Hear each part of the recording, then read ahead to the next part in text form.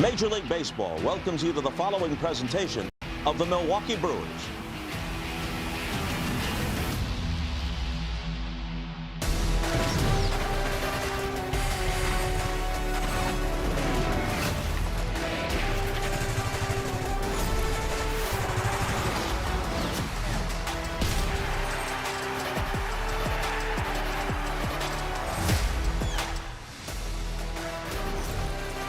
TV is presented by Potawatomi Sportsbook. We welcome you from American Family Field.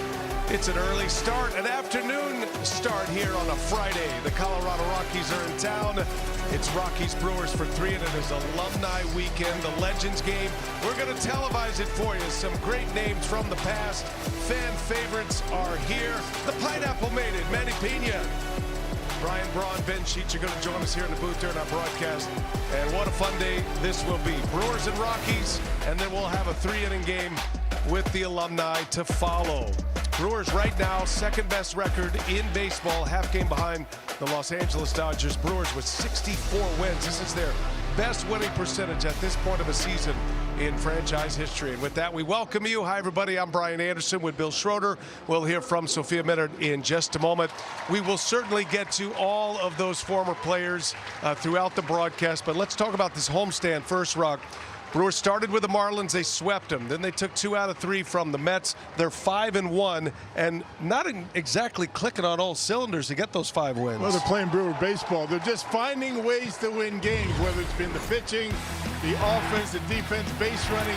Pat Murphy has these guys playing pretty good baseball. They haven't been really racking up the runs. I mean, they're 5-1 on this homestand.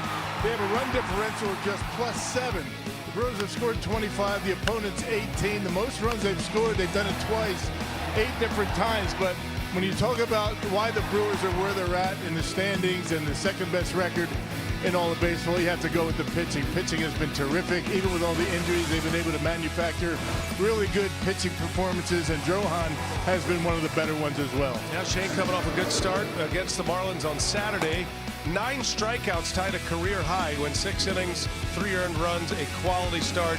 And Tomoyuki Sagano, he was a star in Japan. He's 36 years of age now. He had a quality start against the Reds his last time out. Believe it or not, his last 6 starts, he's 5-0 despite an ERA over 6. We get this series started on a Friday afternoon. A couple of walk-offs in the books already. 5-1 is the homestand. The Legends are here. It's a banner day for Milwaukee Brewers baseball on Brewers TV. Milwaukee Brewers baseball is presented by your Wisconsin Toyota dealers. Toyota, let's go places. By Freighter to the Medical College of Wisconsin. By Miller Lite, taste you can depend on. And by Northwestern Mutual. Discover a better way to money at northwesternmutual.com. Taco Bell's new 3. Here's Ryan Braun, and a crowd coming alive. And it's gone! Ryan Braun! Garrett Mitchell wins it in the 10th. Oh, what a big moment and what a big game for Garrett Mitchell. There it is, 18 strikeouts for Ben Sheets. They're on their feet at Miller Park. A complete game shutout for Jacob Mizorowski, and he strikes out 15. High fly ball, deep right field. Happy Mother's Day! Gone! Bryce Terang walks off the Yankees. Somebody get Billy Hall on the phone. And the Brewers have won. Jonathan Lucroy with a walk-off homer. It is gone! Say goodnight, Wild Bill. Oh, the memories in the 25 years this ballpark has been open. Formerly Miller Park, now American Family Field. And we've got Brewers Rockies here today. Hopefully some more memories will be made. And then we've got the Alumni Legends game 20 minutes after the conclusion of this one. Roof is open on a beautiful Friday afternoon. And Brewers TV is presented by Potawatomi Sportsbook. Brian Anderson, Bill Schroeder, Sophia Minard with you. Today's game produced by Brent Reeland, directed by John Walsh. Here's the Potawatomi Sportsbook batting order turned in by Warren Schaefer, 41-year-old manager of the Colorado Rockies. Jake McCarthy, Kyle Karros, Cole Carrick will start it off. Hunter Goodman, a two-time All-Star, is in that cleanup spot. This Rockies team can swing the bats.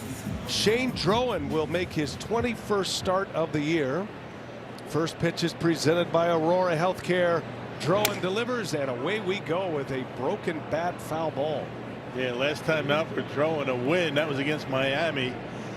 To start out the second half of the season. 6 innings, 5 hits, 3 runs. He only walked 1 and a career-tying 9 punch-outs in that start. He's been outstanding. Beat Colorado back in June at Coors Field. Got to be a good feeling to saw off a bat. First pitch you throw. You see the Brewers are wearing the old logo, the MB logo. It is Hall of Fame weekend. So the throwback logos, and look at hit him. Umpire Cam. Got him in the thigh. Broke his bat and then hit him in the thigh. We appreciate David Rackley, the crew chief and the home plate umpire, sporting umpire cam for us here today. We'll get some great looks. Steady now, David. There's a swing and a miss, and it's 0-2. Rockies come in with a record of 41-63. They are in danger of another 100-loss season. There's a called strike 3. Drowan comes right at McCarthy, and a strikeout to start the day. Yeah, 96 miles an hour right on the outside corner. Well done. Mentioned that he had 9 strikeouts his last time up. That one right on the edge, and David Rackley, the home plate umpire, rings it up. Good start. And here's Kyle Karros, son of Eric Karros, longtime big leaguer, Dodger broadcaster. Nothing but strikes from Drowan thus far.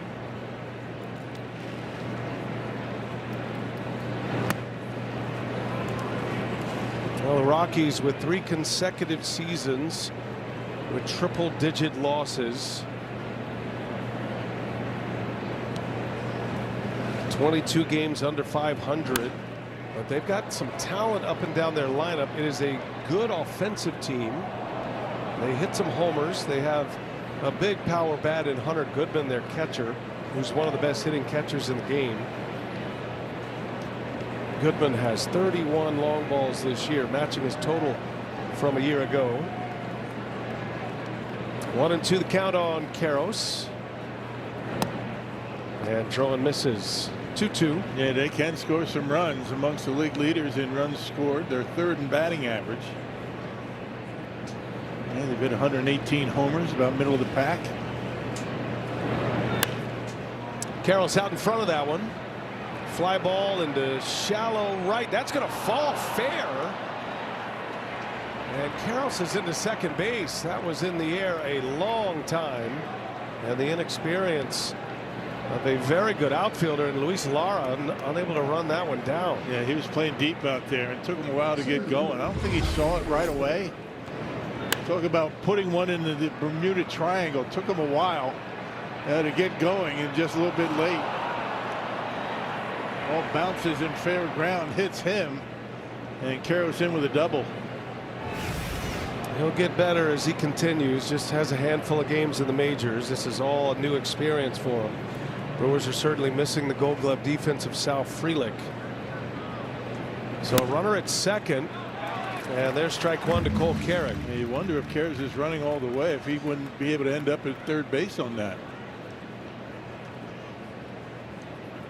Ball was up in the air a long time. Sal Frelick still on the injured list. No surgery for Sal, no more structural damage. Did have a cortisone shot in that shoulder, and there is the expectation that he will return. That ball's hammered into left field, way back there. Churio can't get it. It's off the wall. Karros winds it up. He's going to try to score. Got a chance here. Throw to the plate is late, and Karros is in. And it's back-to-back doubles, and the Rockies strike first. Yeah, this guy Carrick, he got up to a slow start, but swinging the bat much better. Hammers that one. I thought off the bat that was a home run. It just didn't really carry. It had some topspin on it. That ball was smoked. It was a changeup, pretty much down the middle, but down around the knees. Pretty good job of carry to go down and get it and hammer it like that over the head of Jackson Chourio. So back-to-back doubles in the books. 1-0 Colorado. They grab the early lead, and now the dangerous Hunter Goodman. This is the one guy that you circle in their lineup. They've got some quality young hitters, but nobody at this level. 31 homers. He's hit 18 home runs, Rock, since June 1st. Yeah. So 2 months of work essentially, and he's got 18 bombs. And that one's going to fall for a base hit. Carrying around third, he will score, and it's an RBI for Goodman, and the Rockies coming out swinging here today. 2-0 Colorado in the first inning. I mentioned these guys can't swing the bats. I mean, they put the ball in play on a consistent basis. Third in the league in batting average at .255. They play in a humongous ballpark. It's not just the home runs that get you when you go to Coors Field. A lot of singles in front of the outfielders. They have to play so deep. Able to get that one off the handle and dump it in front of Chourio and left. Potawatomi Sportsbook brings you Wire Cam. Willie Castro shows bunt, pulls the bat back, takes a ball. Number 5 hitter for the Rockies. And Drawn, who struck out Jake McCarthy to start this game, and then a misplay in right. Got to put the pieces back together here. Yeah, Brewers have the Rockies right where they want them. They were coming from behind quite a bit. You know, the Brewers have won 5 games on this homestand, and in 4 of the 5 wins, the opposition scored first. But not just one run. I mean, they've been coming from behind late in games. One thing the Brewers have been able to do really well this year, get to bullpens. Pat Murphy's squad swept the Marlins, took 2 out of 3 from the Mets. All 3 of the games against the Marlins,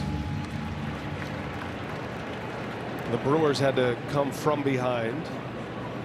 Brewers have the best record in the majors in come from behind wins, and the only team in the majors over 500. Brewers are 27-23 when the opposition scores first. 2-2 the count on Castro, and that one misses.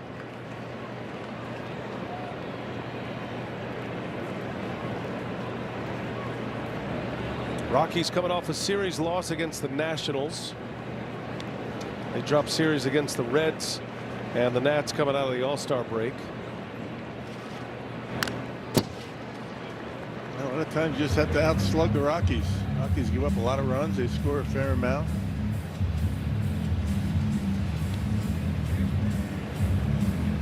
Second matchup with Colorado this year. The Brewers swept them in June. That was early June. Drawn pitched in one of those games. Ground ball, got a chance here to turn it to Rang. And the throw to first in time. Nice play. Joey Ortiz flying across the bag. Good strong throwing arm. The Rockies are going to have a look at this on replay. And Warren Schaefer says challenge. Challenge to play at first base, so not in the books yet. Schaefer's on his way out. His point at second base. Thinking maybe that Ortiz did not have his foot on the bag when the ball hit the glove. Challenging the out call at second and the out call at first base. Yep, there you go. So the body language indicated both bases. This is a Wintrust replay review. He's certainly safe at first.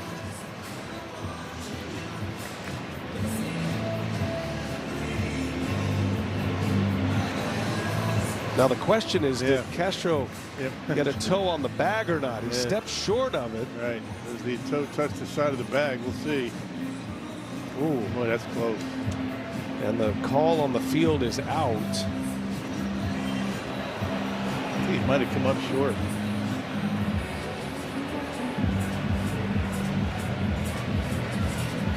Now they were also challenging to play at second base. Yeah, I'm not sure. I think that's probably just a formality, right, to do that, because he was clearly out at second. Actually, I thought Hunter Goodman was kind of going in spikes high right here. So ball's in his glove, foot's on the bag. That's an out at second. They're taking a look at this entire sequence in New York. And I think what it's going to come down to, do they believe in New York that the tip of that toe, that shoe, hit the bag on the step down or not? Because he beat it. Clearly out at second base, you're right.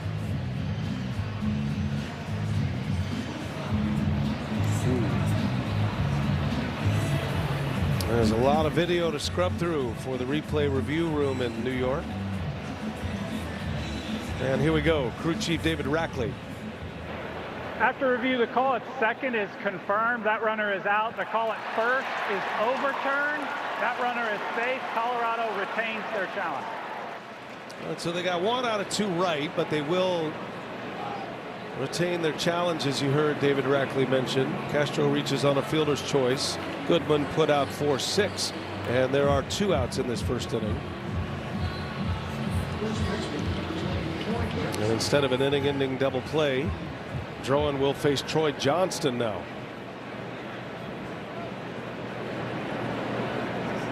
Johnston, one of 3 left-handed hitters in the batting order against Drowan. There are 2 switch hitters as well in Carrig and Castro.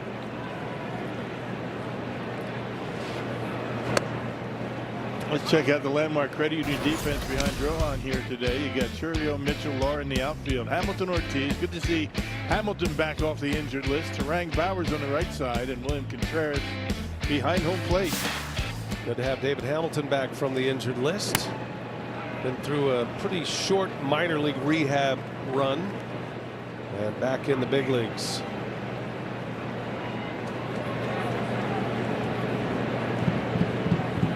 Two balls, no strikes, 2-0 Rockies in the first. And Drowan with his 22nd pitch of the inning.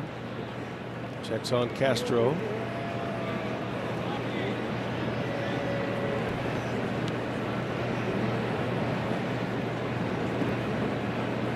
He has opened up the arsenal already in the first inning against Colorado. Fly ball, right center, shallow, long run in, and it's Mitchell who puts it away. The inning is over. Maybe an inning that shouldn't have been, but the Rockies get 3 hits. RBIs from Carrig and Goodman, and they're out of the gates quickly today.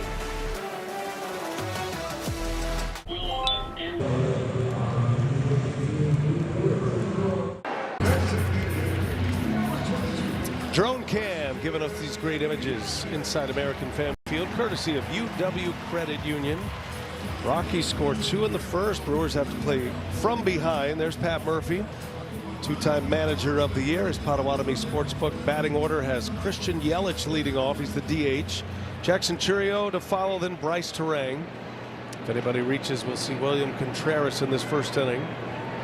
36-year-old Tomoyuki Sugano is on the mound for the Rockies. He's won 9 games this season, partner. Yeah, the starting rotation for the Rockies have not won that many games, but he has the majority of them. 12 years in Japan. Yelich puts a sting into that one. Way back left center. Goodbye. Christian Yelich, a leadoff home run. And the Brewers getting one of them back right away.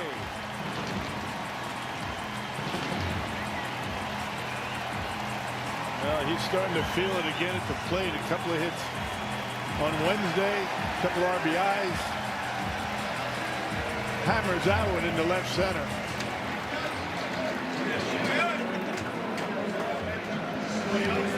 Number 7 for Yelich. Putting together a very nice homestand is Christian Yelich. And he's got the Brewers on the board in this first inning. Now Chourio. It's a slider from Sugano. Yelich now with 5 RBIs in his 7th game of the homestand.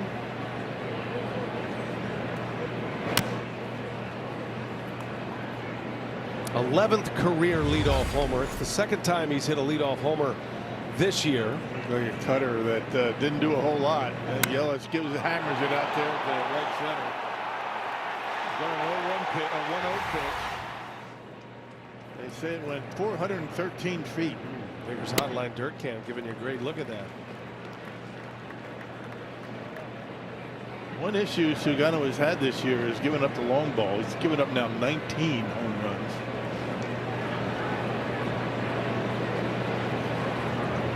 1-2 to Churio. Count stays at a ball and 2 strikes. Churio is wrestling an alligator up there at the plate. You can tell it in his body language. His swing is hiding from him right now. 4 for 21 on the homestand.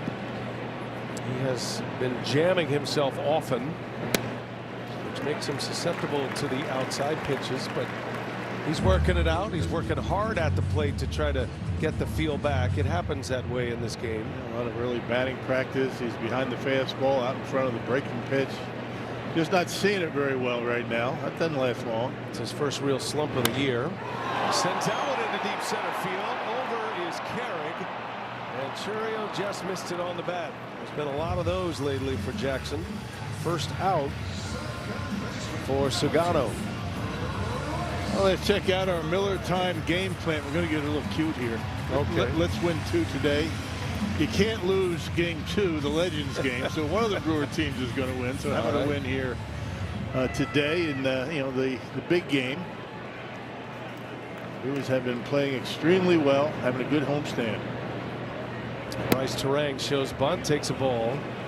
I don't think about Bill Schroeder without thinking about Cute. Cute, right? Yep. It's a good one. It's kind of having a little fun with it today. I'm looking forward to the alumni game. Yeah. We're going to televise that for you, and we'll see how these guys look.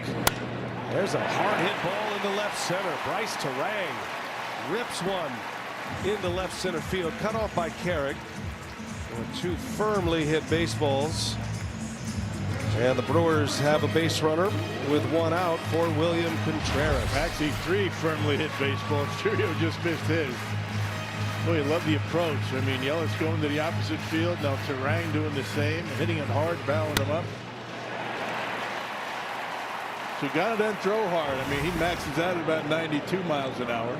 I should say average fastball at 92. He's got 7 pitches listed. Seems about right. Facing Contreras.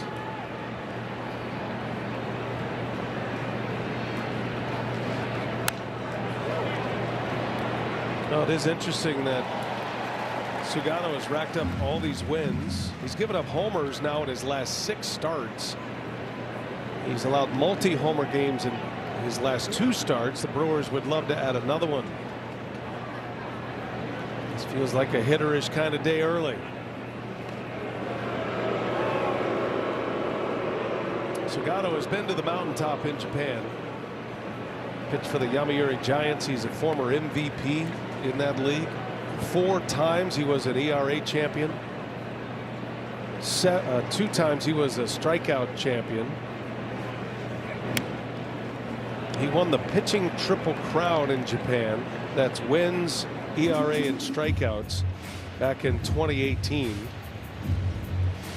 He threw a no-hitter in a postseason game called the Climax Series. So he's done a lot. He was with Baltimore last year, partner, and the Rockies, needing some innings, signed him to a 1-year deal, around $5 million.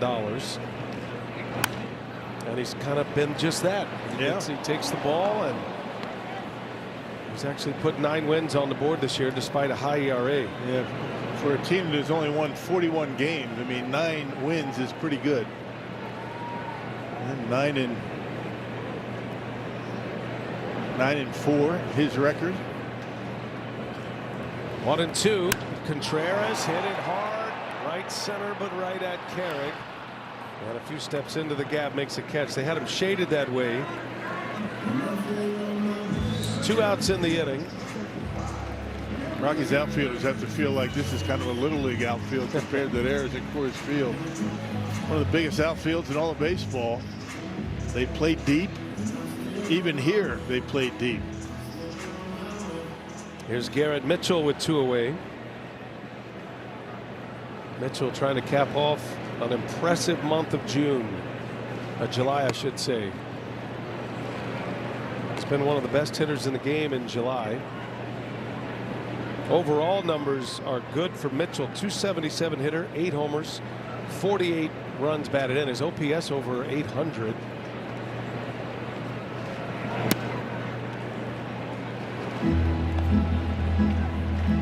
He's come up with a lot of big hits lately.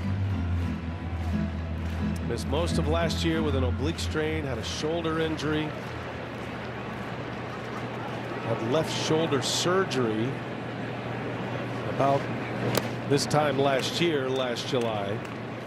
Maybe the most important stat on Mitchell's stat line, Rock, is 93 games, which is what he's playing in today. Right. He's been able to answer the bell. He's got 7 hits on the homestand in the first 6 games, 4 runs batted in. He's looking for his first homer on the homestand.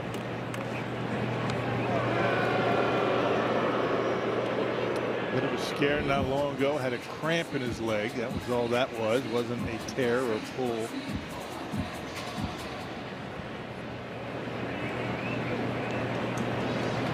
Two outs, runner at first. A run is in on the Yelich leadoff homer. 1 and 2, and Mitchell fights it off.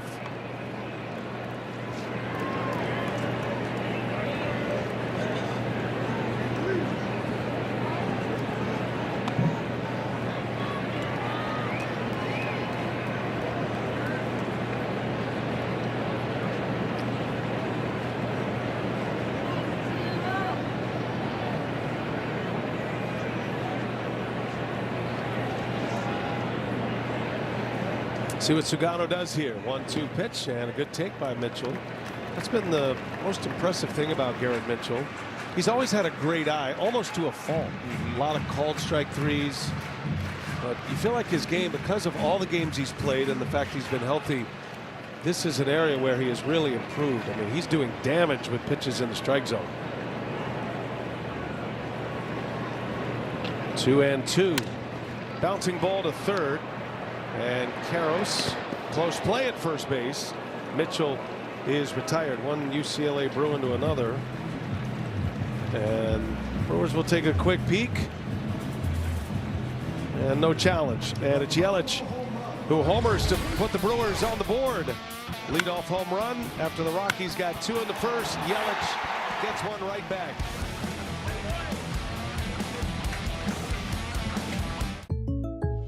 Oh, this is tough.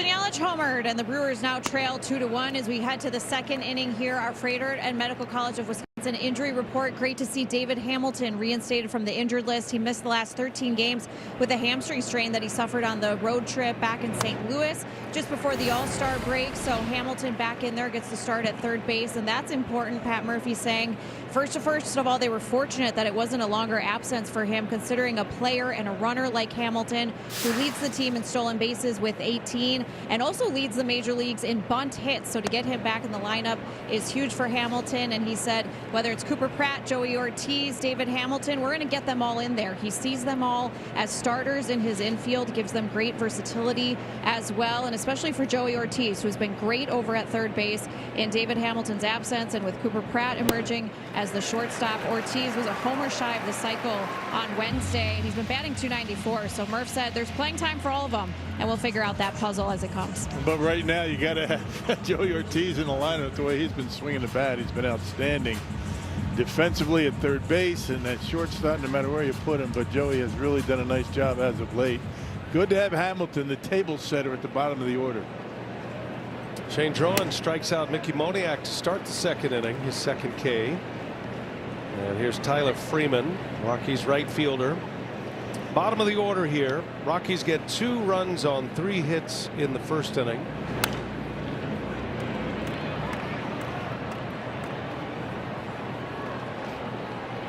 Drohan quickly 0-2 on Tyler Freeman.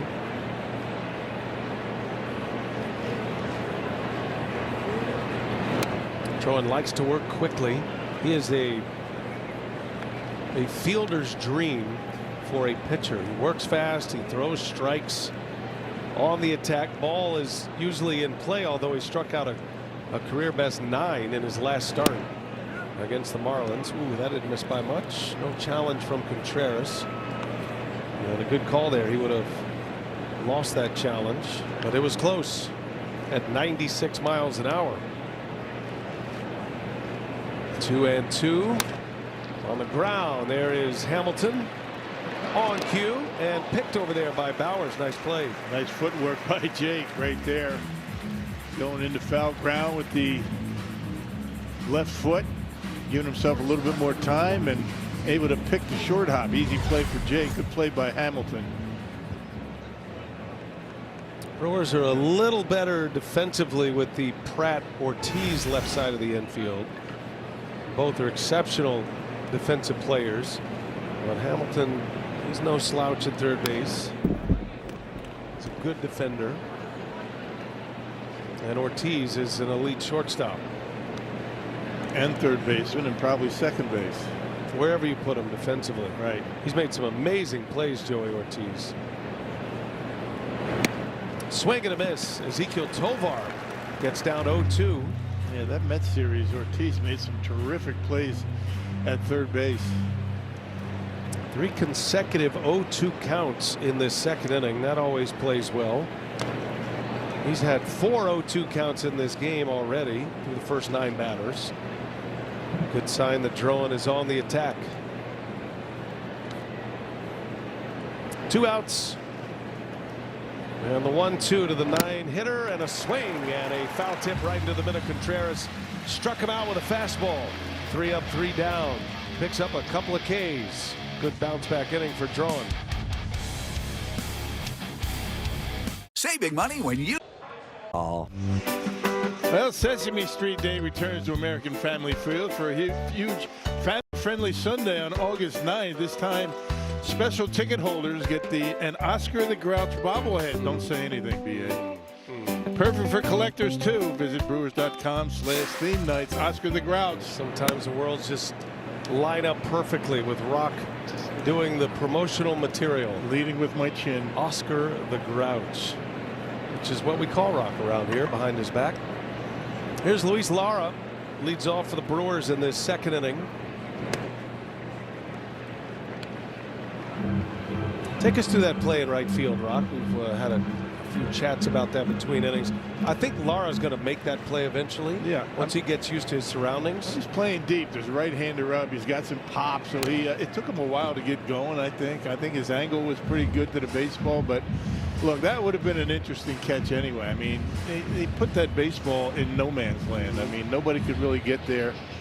You know, Lara's still trying to figure it out there here at American Family Field. He'll figure it out.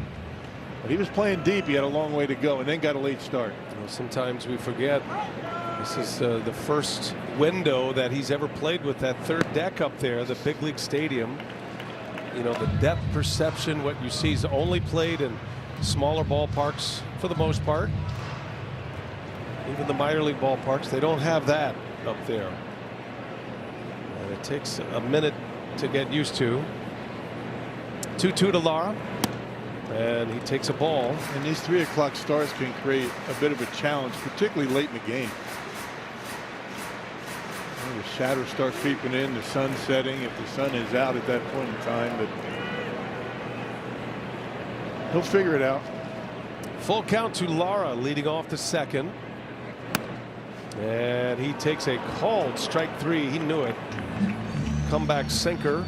Hits the inside corner, and there's out number 1. Jake Bowers hitting 7th in the lineup. He's the Brewers' home run leader right now on the Wisconsin Lottery home run leaderboard. 18 homers this year, career year for Bowers. Across the board, he is 1 away from matching his home run total from the last 2 years combined. Yeah, July 11th, his last homer, so he's due. They come in bunches for these guys, home run hitters. Bowers been fighting a little bit of a slump as well. Just 1 for 18 on the homestand. That hit was against the Mets. Showing a little frustration. That was a good splitter. Sugano, one of 7 pitches that he throws. Those are the career home run numbers. Started his career with the Rays, then Cleveland, had that brief window in Seattle, Yankees, 3rd year as a Brewer, and having his best year when the Brewers needed him most. He was playing just about every day early in the season when the Brewers were without Churio and Vaughn, and ultimately Yelich. All 3 of those run producers out at the same time. And Bowers proved he could be an everyday player. 1-2 the count on Bowers. Out to second base for Willie Castro. 2 outs. Here's a chance to hear a message from Potawatomi Sportsbook. When Potawatomi Sportsbook invited me, John Kuhn, to be their spokesperson, I had to join the team. Yes! Yeah! Potawatomi Sportsbook. Your sport, our stadium. 3 o'clock Central start here today. This will be similar to a playoff start on occasion. Typically Milwaukee gets the random 3 or 4 o'clock local time start in the postseason. And it's actually partly cloudy today, so some of those harsh shadows that can affect play at this time of day aren't really a factor right now. They did close the roof halfway, which we call the Ryan Braun roof. Ryan's coming on with us next inning. I got to ask him about that. But that was a good idea, and they still do it. They close the first base right field side of the roof halfway to eliminate those shadows when there are the harsh shadows. You don't see them now with the cloud cover. Yeah, when an MVP speaks, the team listens, right? Ryan he and Prince Fielder had a few thoughts about that. Remember, there used to be ivy on the outfield wall, kind of a shiny ivy in the batter's eye. That was removed. It's just a black batter's eye. This is the 25th anniversary of this ballpark, and there's been a lot of upgrades through the years. And yeah, there used to be ivy on that wall right there.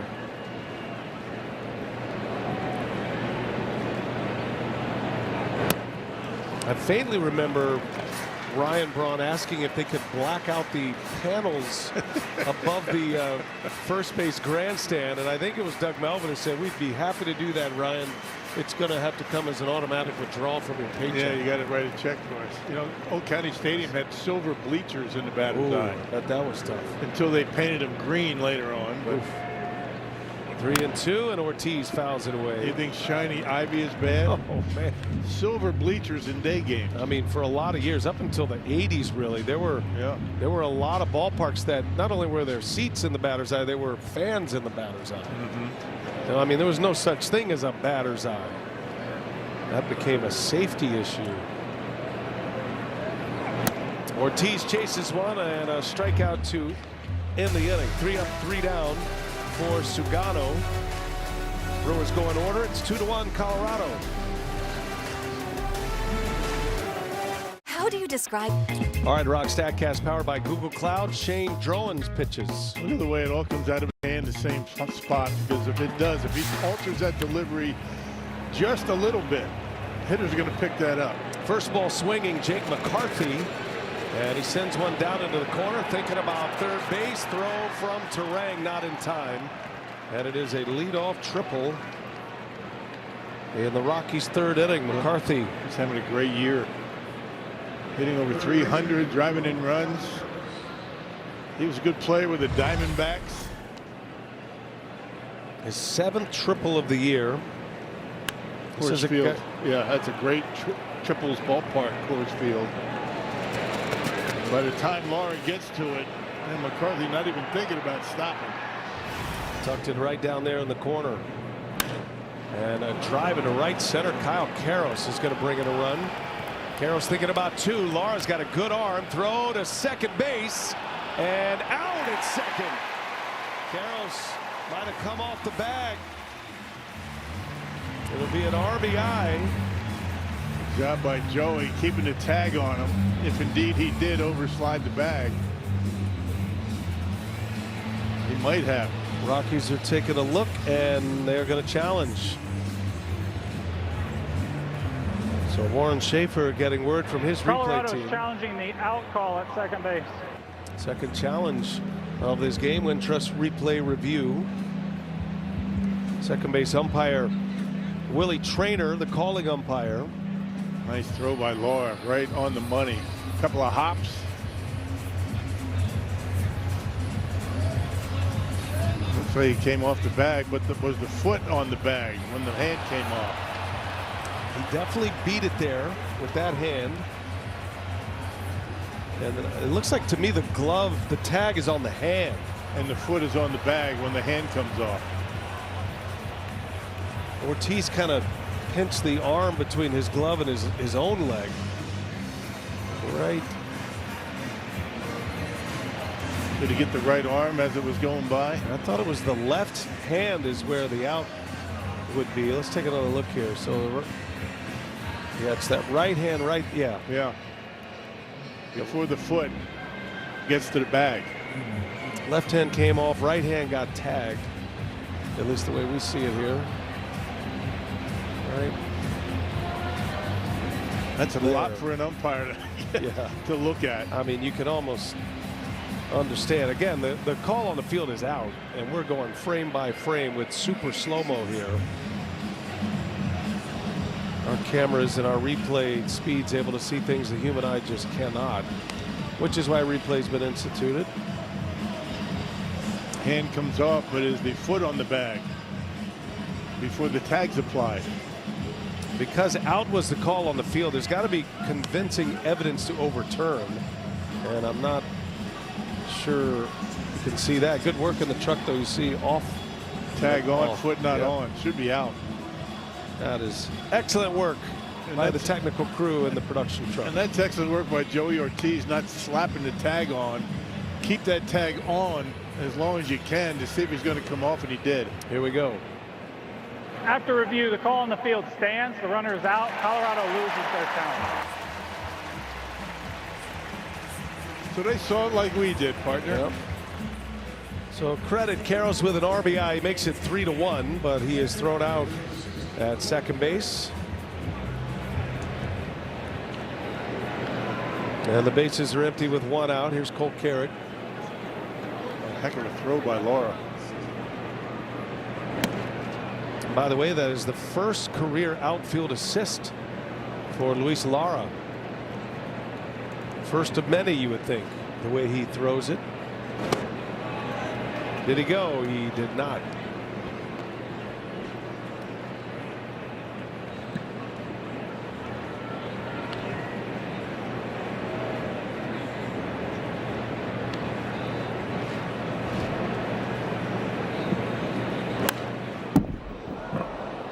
Fouled the ball away and lost the bat in the process. Both the ball and the bat hit the screen behind home plate. A 2-for-1.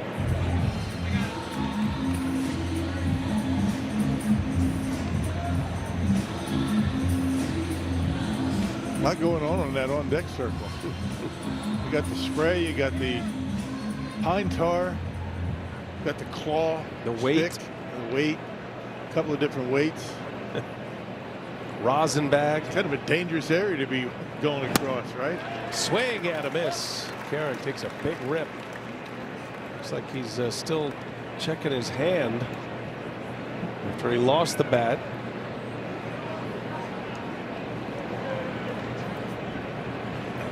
Hunter Goodman due next. Dangerous hitter.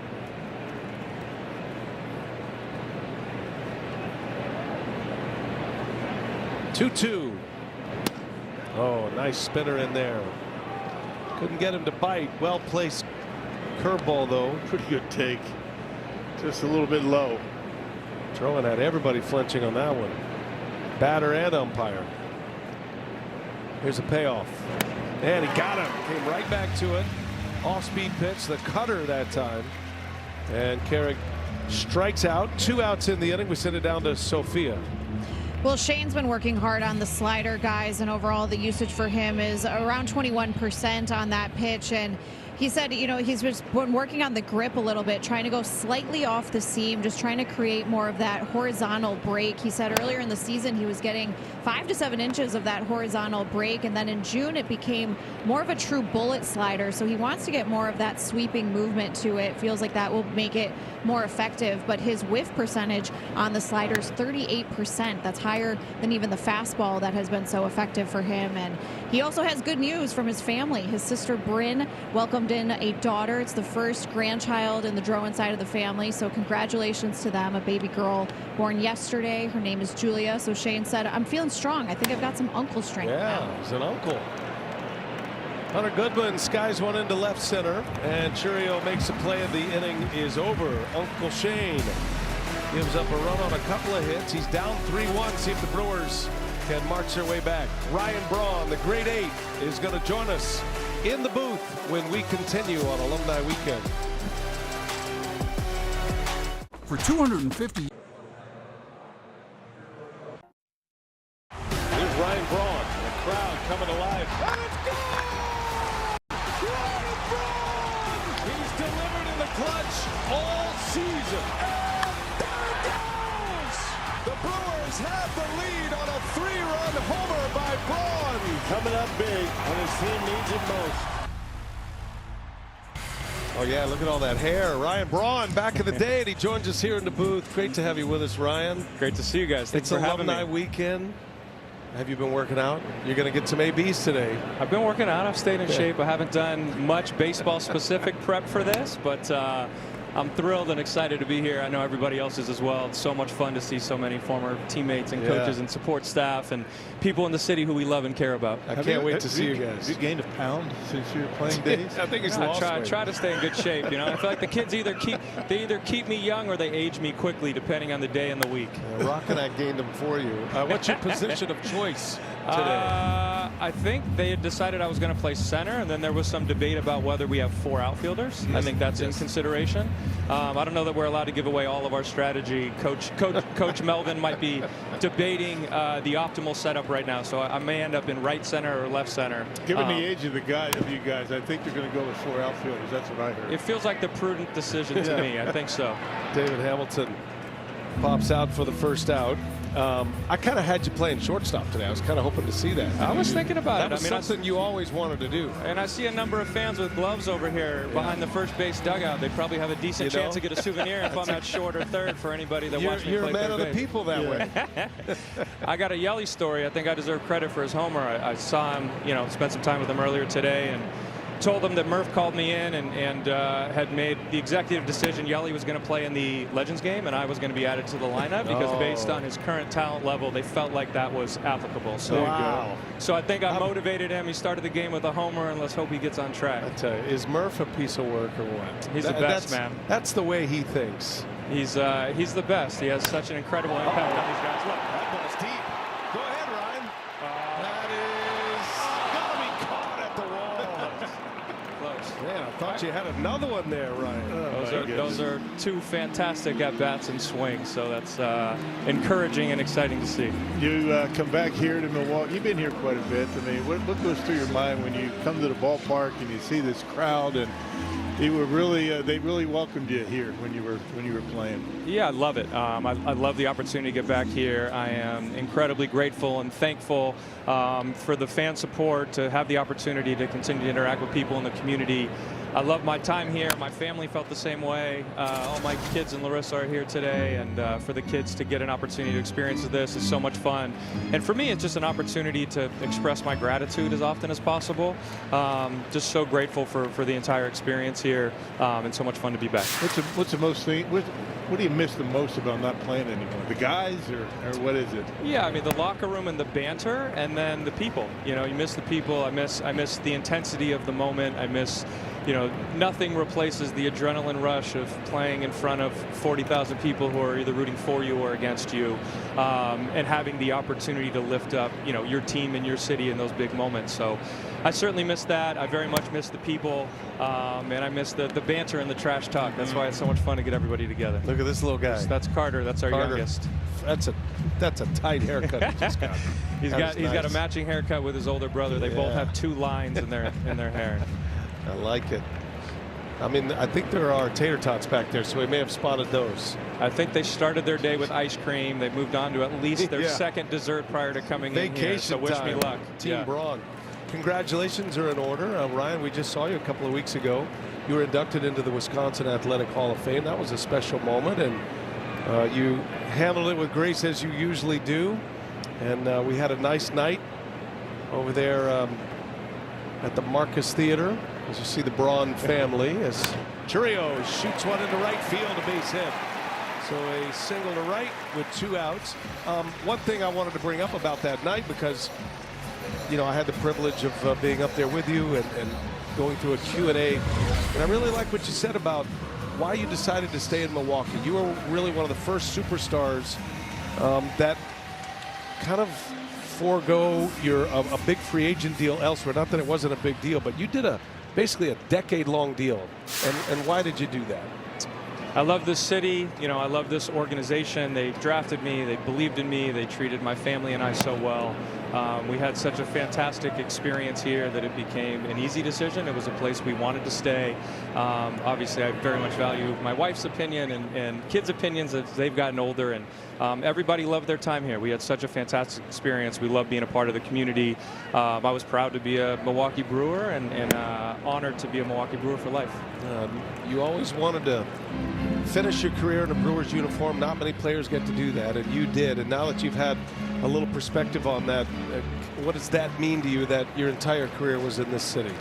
I just feel very grateful for it. You know, we loved our time here. I've always believed that you end up where you're supposed to, and you know the universe puts you where you're supposed to be. And I very much felt like this was a place that I was supposed to be, and I'm incredibly grateful for that experience, and have had so much fun post-career following the team, rooting for the team, just like the rest of the fan base. It's been incredible to watch their continued success. You had so many great moments. I mean, for yourself, for your team, for the fans. I mean, does anyone really stick out in your mind as your favorite? There's a soft liner going to fall, a base hit. Churio to second. Bryce Terang with a 2-out, 2-strike single. And the Brewers have 2 on with 2 outs. Go ahead, Ryan. Yeah, I mean, there's a handful of moments. You know, I reflect so positively on every chance we had to celebrate a postseason berth and postseason win.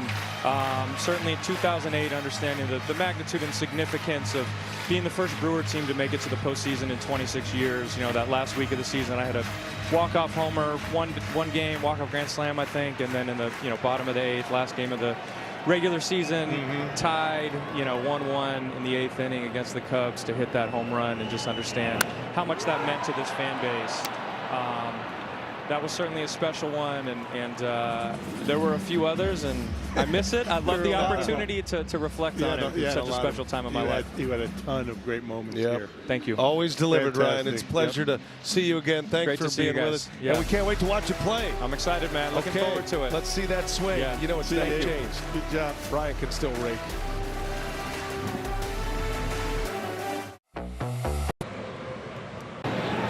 Wire cam, courtesy of Potawatomi Sportsbook. 3-1 Rockies.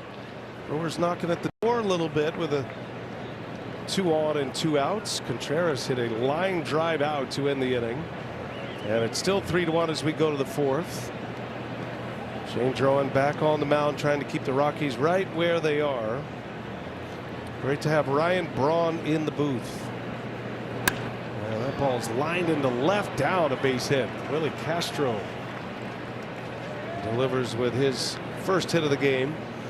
Ryan was talking about that 2008 moment. He had hit a grand slam off the Pirates, but this was the one off Bob Howery that essentially put the Brewers in the postseason. That was in the bottom of the 8th. Sabathia went back out for the 9th, finished the game on a double play ball. And Counsell, the hard-hitted fielder. The long drought was over. Yeah. Runner takes off, throw to second, the tag. He is safe at second. Joey Ortiz immediately signals to the dugout to review this. And Pat Murphy awaiting word. What a throw by Contreras to even make that close. No challenge. Castro had a good jump, but that throw was perfect, right on the money. Quick release. Well, he can throw. Check it out. The footwork, that's what it's all about. The footwork gets it going. You can't throw it any better than that. Bang bang play at second base. Runner at second. Nobody out for Troy Johnston. And now it's 2-0 on Johnston. I tell you, if Ronnie doesn't hit that grand slam against the Pirates before that Cup Series, they're not in a position to get to the postseason. That was huge. It was on Jesse Chavez. Yeah.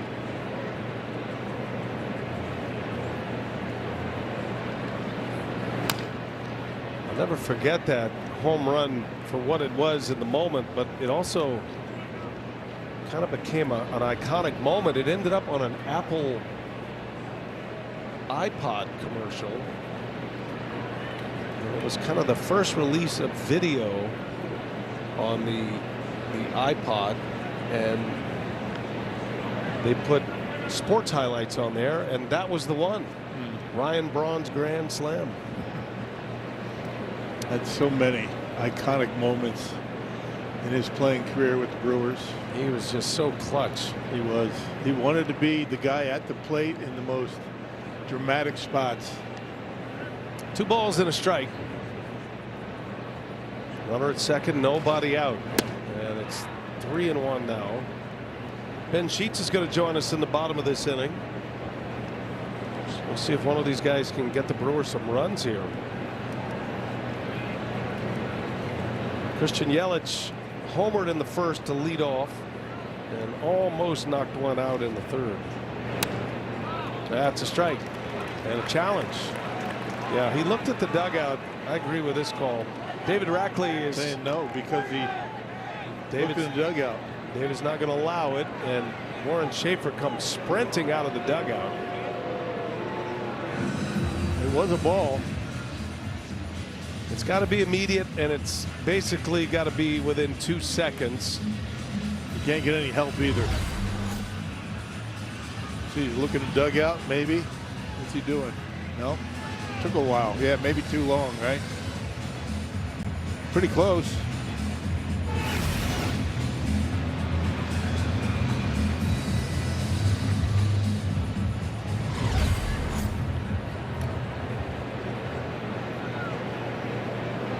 That's how David Rackley saw it from his camera. And shaking his head no. 3-2 now. Bouncer to first. Nice easy hop for Bowers. He's going to get the runner over. Good productive out by Johnston. And the first out, but the Rockies have a runner 90 feet away. Warren Schaefer was the interim manager of the Rockies, and then as the new regime came in under Paul DePodesta and Josh Burns, they went through a process but felt like he was their man, and so he got the full-time managerial job at age 41.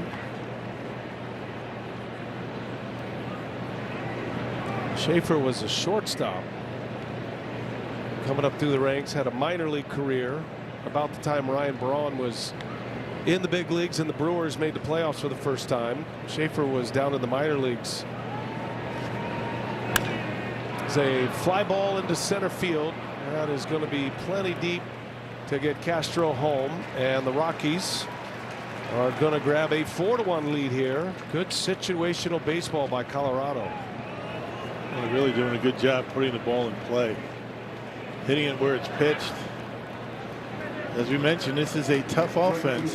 They put the ball in play, make it tough. Just got to outslug these guys. Manufactured a run here. Single, stolen base, ground ball to the right side to get him over, and then a sac fly. 2 outs, bases empty. Here's Tyler Freeman.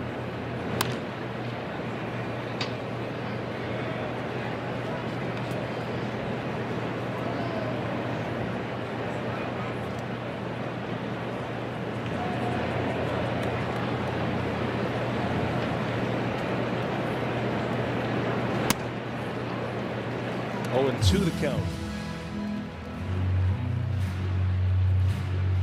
Trowan's given up 6 hits as we play in the 4th inning. He does have 4 strikeouts.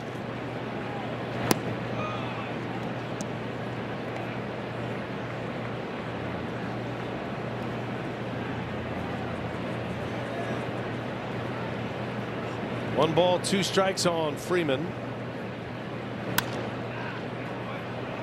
Trying to go the opposite field.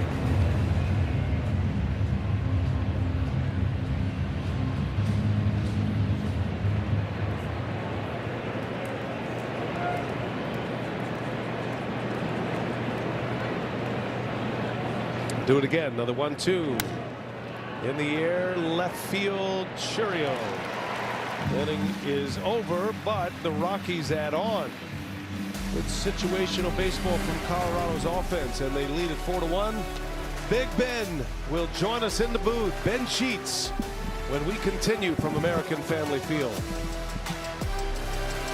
The itch and rash of moderate to severe.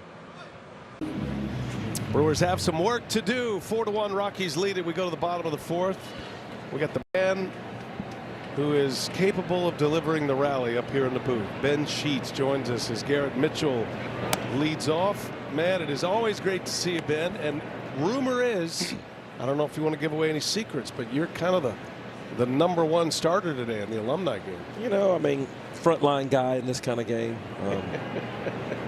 Really looking forward. I feel like I'm going to dominate today. You're going to break off some curveballs? Yeah, I mean, that's nice. I'm thinking 52, 56, but maybe it'll move somewhere. You mean miles an hour? Is what you mean? I mean miles an hour. No, it might be kilometers as far as I'm going. It's not going to be that Atlanta Brave curveball here.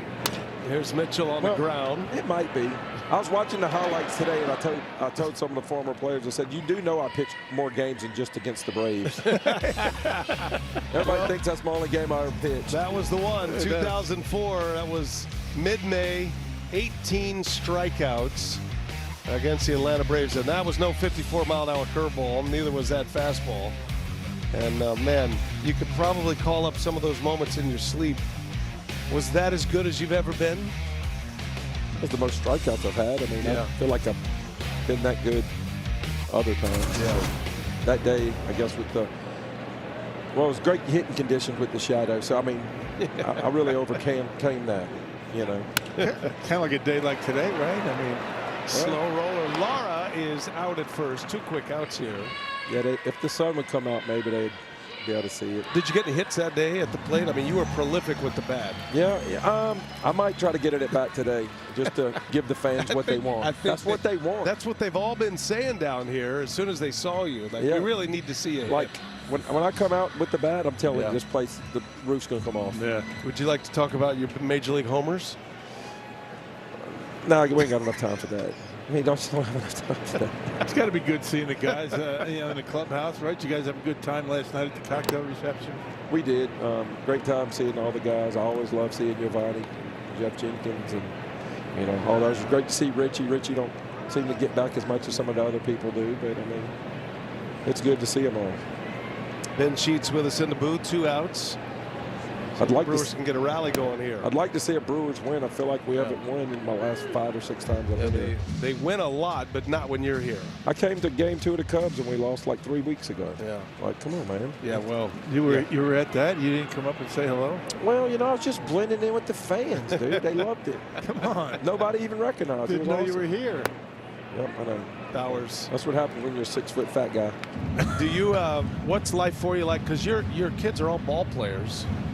And, you know, you've kind of turned them over now. So what's life like for you? Slow. Seaver got married last month and moved out the house. He was done with college baseball in college. And, well, he's still going to college. He got to extend his master's program. And then we dropped Miller off at Baylor 2 weeks ago. And my life has slowed down. That's why I tell you I picked back up golf. And I'm horrible. But I did get out yesterday. You played yesterday, Went right? out to Blue Mountain, my favorite spot. Yeah, I mean, not thanks to BA, though. No, he didn't even call me. I think that's on you for. Well, if you need to play you golf, you are in the golf world. I should have known that. If you need to play golf anywhere in the Midwest, that's the guy right there. I do need to. I'm starting to. So, and I need to probably tell it'll be all scholarship. I didn't know Ben's phone went both ways. It only receives text. Yes, correct. I don't know if it texts or not. I've never gotten one from him. You don't want me to text because if I text and you could be mad and I'm blowing it up. Ben, you started in an all-star game. You opening day starter a number of times here, and it looks like you're going to be the #1 starter for the alumni game. So this is probably going to like complete the full cycle for you here. That makes me sore thinking about it. Have By you the been way, throwing? Have you been throwing? I've not touched a ball in 2 months. Really? I've only thrown a little bit of BP in high school baseball. Now Can we talk pitching when we come back? Yeah, love to. Ben Sheets, we're having some fun with him, but he is a savant on the mound, and we're going to get into a little pitching as the Brewers are trailing 4-1. For 200. Drone cam courtesy of UW Credit Union. Brian Anderson with Bill Schroeder. We got Ben Sheets in the booth with us.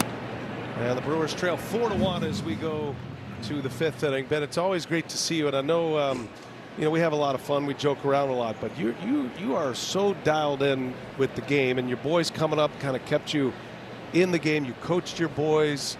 You coached PE. You did a lot in the day. What do you see in the game, especially with the extreme velocity we're seeing right now? You were one of those guys that would probably thrive in the game today with your velocity and your big curveball. Yeah, it'd probably be more mainstream also, honestly. You don't see as many curveballs, I don't feel like. More stuff goes side to side laterally. But they throw hard.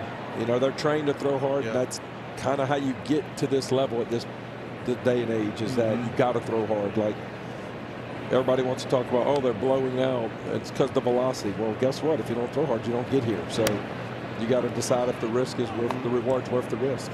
When we talk about max effort pitching, what would you say you were in your career? Like, did you max effort all the time, or did you kind of throttle down at times to get through? Because you were kind of expected to go 7, 8, 9 innings if you could as the ace. I remember my first game as a Brewer, you pitched, you were the opening day starter, went 9 innings. Game lasted about 2 hours. You blew right through the Dodgers, but there was an expectation for a guy like you that 5 innings wasn't going to cut it, as Drowan gets a strikeout to start the inning. Yeah, I mean, it was just a different game. But I did throw. I don't ever remember throwing a pitch I didn't throw hard as I could. And people were like, oh, they throw hard as they can now. Maybe that's why I was hurt too all the time. I mean, because I did. I reared back and threw the ball hard as I could. And I felt like it was just a better pitch and a better way to get somebody out. And even with the breaking ball, I always believed, like, the more I could spin it and the harder I could throw it, the more it'd break and do what I wanted it to do. How would you have done with the pitch clock these days? I mean, you work fairly quick, I work right? faster than the pitch clock, so the pitch clock wouldn't have mattered for me. Now, would I have loved it? I don't know if I'd have loved having that over my head and having to worry about that and all different sorts of stuff. But as far as just the time frame, that wouldn't even come into play. Yeah, you've been watching this team. What are your thoughts on this current Brewer ball club?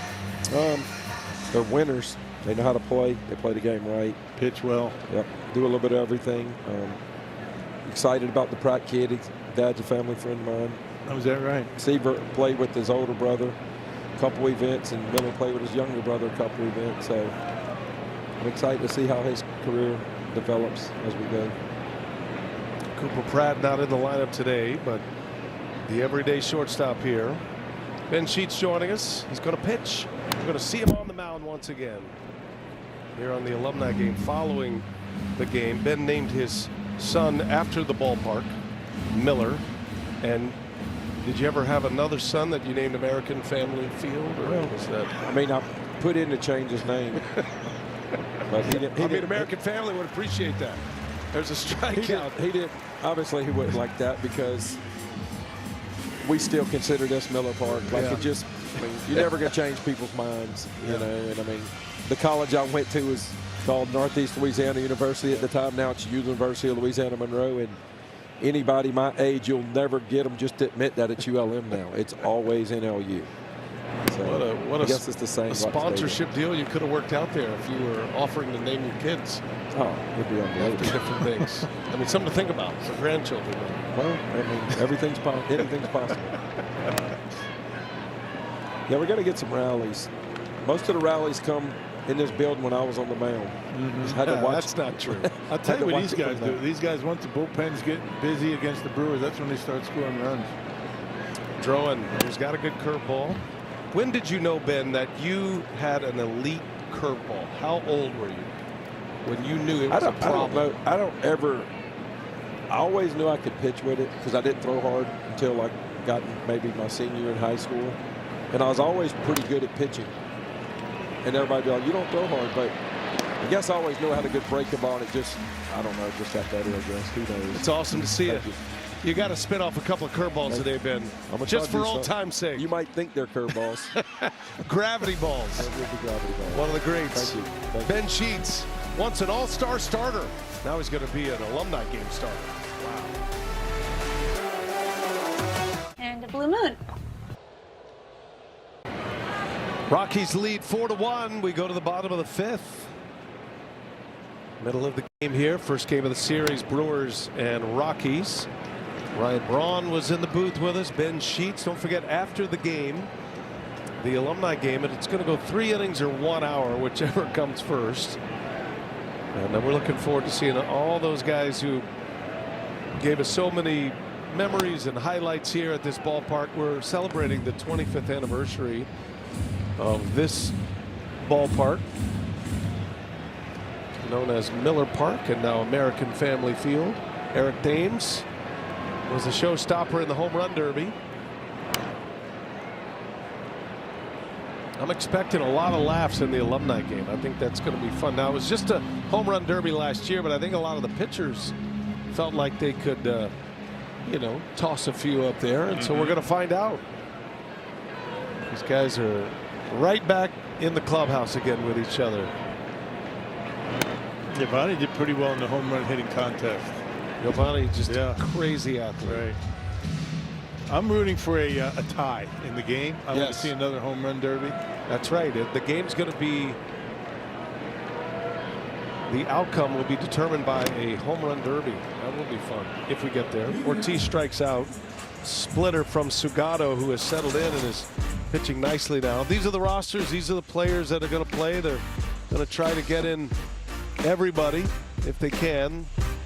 And yes, Niger Morgan was invited, and yes, Prince Fielder was invited. Pretty much everybody who came through, and there's scheduling conflicts for those who didn't make it, but everyone was invited and welcome. And through the years, I'm sure the Brewers will do a lot more of that. There's Doug Davis. Double D. He'll tell you about some home runs. Yeah, they have to adjust the pitch clock for Doug. I don't know if there is a pitch clock. Yeah, not 20 seconds, 20 minutes. David Hamilton, a cut and a miss. Really is good to see the guys that really set the standard and kind of set the groundwork for the success of this organization. Sure, we had some lean times here, but I'll tell you, the last decade, it's been fantastic. Yeah, it all kind of started in that 08 season. The Brewers were competitive in 07. Mark Atanasio purchased the team in 05. And it took a little while for Doug Melvin to build the organization. Did it the right way, the foundational way. And then all those players started to emerge in the big leagues. Starting in 06, the guys like Prince Fielder and Ricky Weeks. There's a swing and a miss and a strikeout. That's 3 consecutive Ks for Sugano. And for a guy that strike out, Manny, 51 strikeouts. Yeah, before today's game in 90 innings. So he's not a strikeout guy, but he's racking them up right now. I'm sure he is enjoying being away from Coors Field, a tough pitcher's park. Here's Yelich now.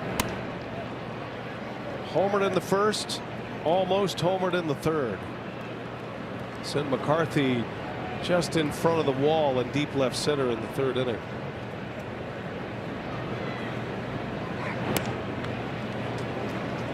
I don't blame him being careful, right? 2 outs, nobody on.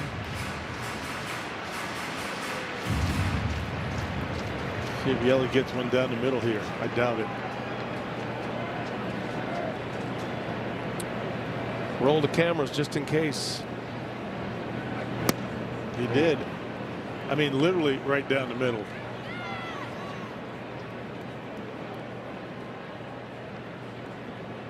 Two and one to Christian Yelich.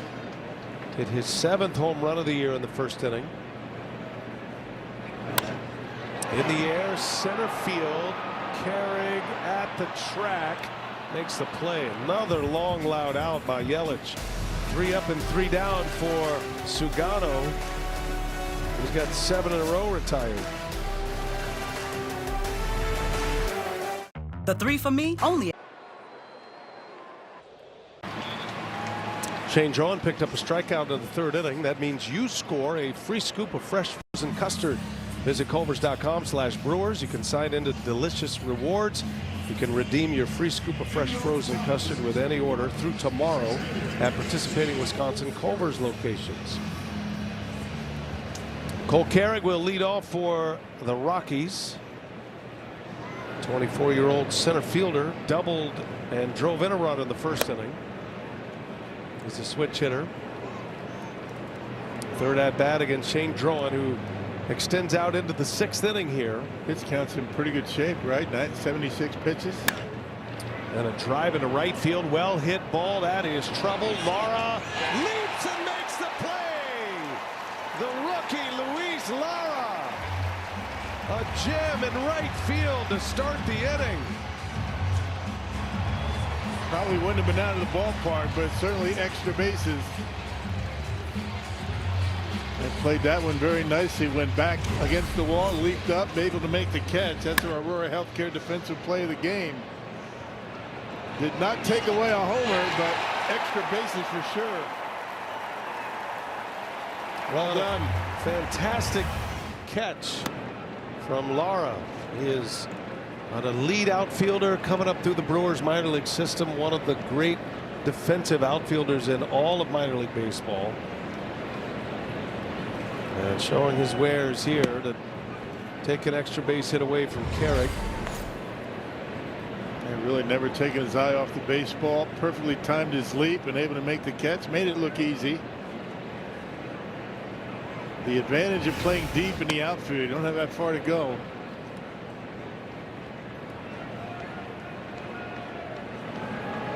Hunter Goodman with 1 out in a 3-0 count. RBI single in the 1st inning, and Drawn walks him on 4 straight. The Rockies have been a relentless offense. Got 2 in the 1st on 3 hits, added 1 in the 3rd on an RBI single by Karros, and then at that situational baseball in the 4th where they scored on a hit. Sac fly by Moniak drove in Willie Castro, who had the lone hit in that inning. Starting to stir in the Brewers bullpen. Fly ball to right on the 1st pitch. Castro, it's Lara makes the play. And retreating is Goodman. Another nice running catch by Luis Lara. Got a good jump on that one. Went directly to the line.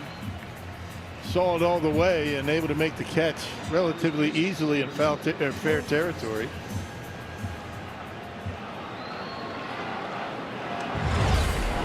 Young man can scoot. Check him out. Goes directly to the line. Not any missteps. Made it look easy. 2 good catches in this inning by Lara. So 2-men are out, runner at 1st. Goodman. Here's Troy Johnston.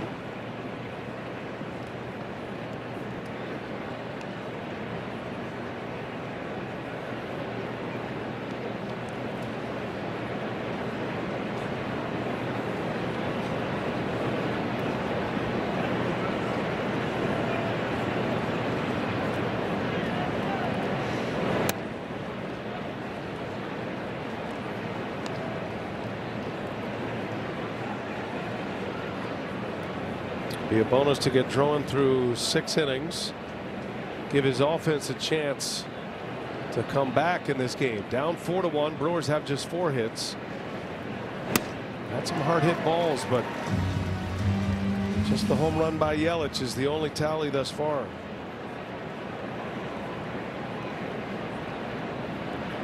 Two balls and a strike. Johnston, one of the 3 lefties in the lineup, and there are 3 left-handed hitters on the bench.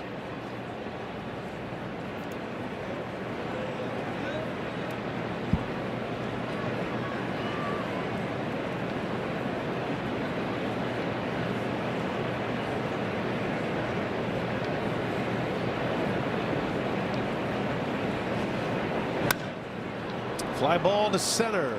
Easing back is Mitchell. And Drowan does get through 6 innings. Rockies lead 4-1. See if the Brewers offense can pick up the left-hander. Churio, Turang, and Contreras coming up. Groceries. Toyota game reset. Rockies lead 4-1 over the Brew Crew as we head to the bottom of the 6th inning. Great crowd on hand on a Friday afternoon. A 3 o'clock local start today. Tomoyuki Sugano gave up a leadoff home run to Christian Yelich. Gave up another hard hit ball to Turang in that first inning. But coming into the 6th inning, Rock, he's retired 7 in a row. He's really been impressive, hasn't he? A full arsenal of pitches. 9-game winner, 9-4.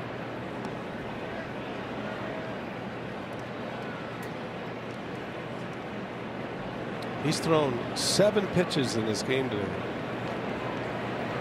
And a splitter has been the one that he's used the most often. Yeah. Churio trying to get a rally started here in the 6th. Key to his success, he doesn't walk anybody. Not sure how many actual 3-ball counts he's had. He's been on the attack.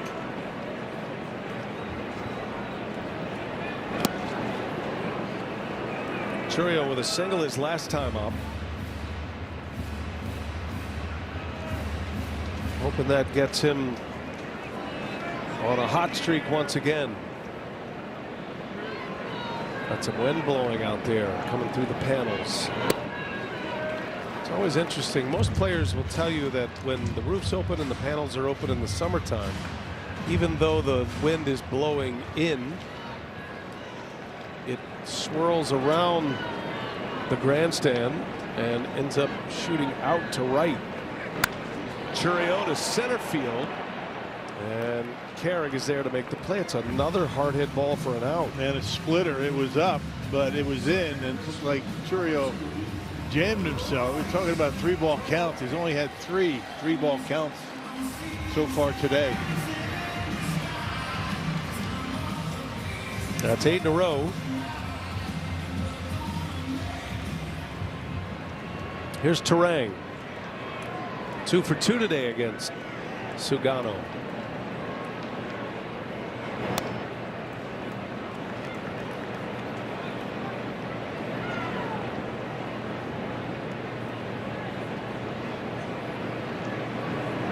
Brewers have a 7-game lead in the Central Division coming into play today. Cubs will be in Pittsburgh tonight. That ball's hit well. Deep right center. This one is going to fly out of here. Bryce Turang. His 3rd hit of the game. His 15th home run. And it's 4-2 Colorado.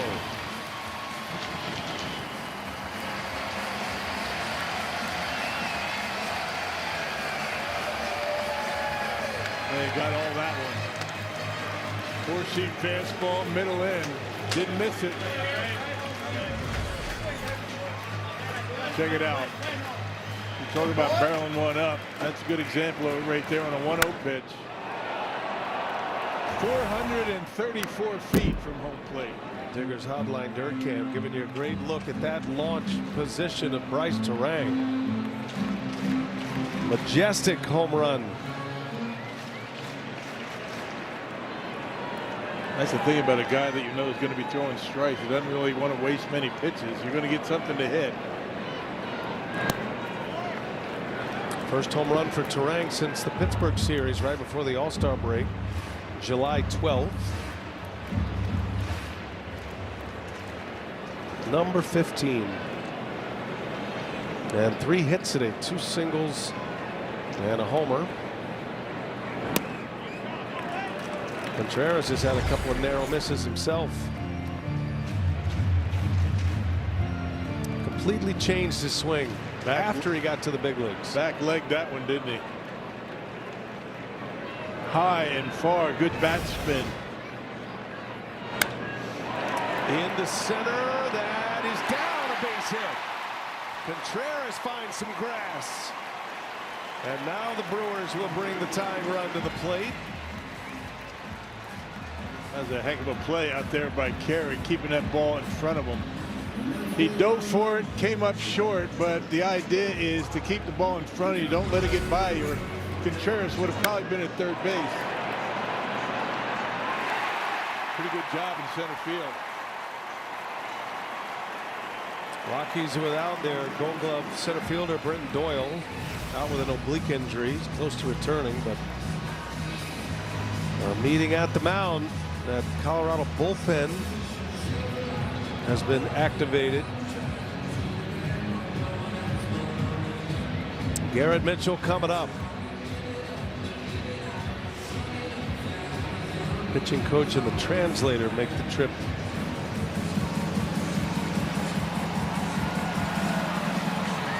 Brewers bring the tying run to the plate. This team that is dead last in home runs in the major leagues.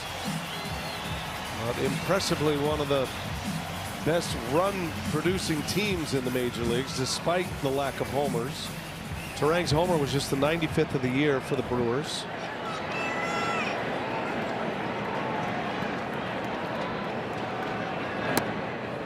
One thing they do, they keep the line moving. Yeah, the Woodpeckers, they never give up. They keep pecking at you. Get on base, somebody gets a hold of one, maybe a double. Aaron Ashby, if it's tied or the Brewers take the lead, Grant Anderson, you would think if the score stays the same.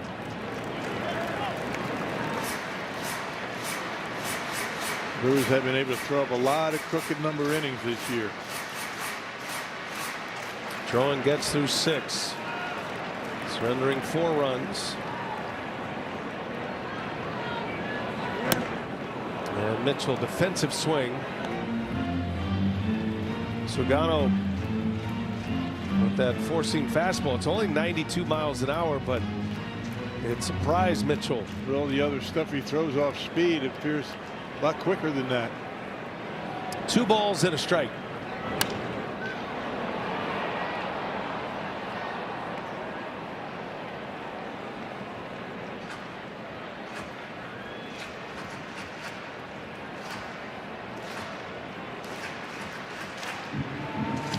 Now that long first inning, the Yelich homer, but he's been efficient since.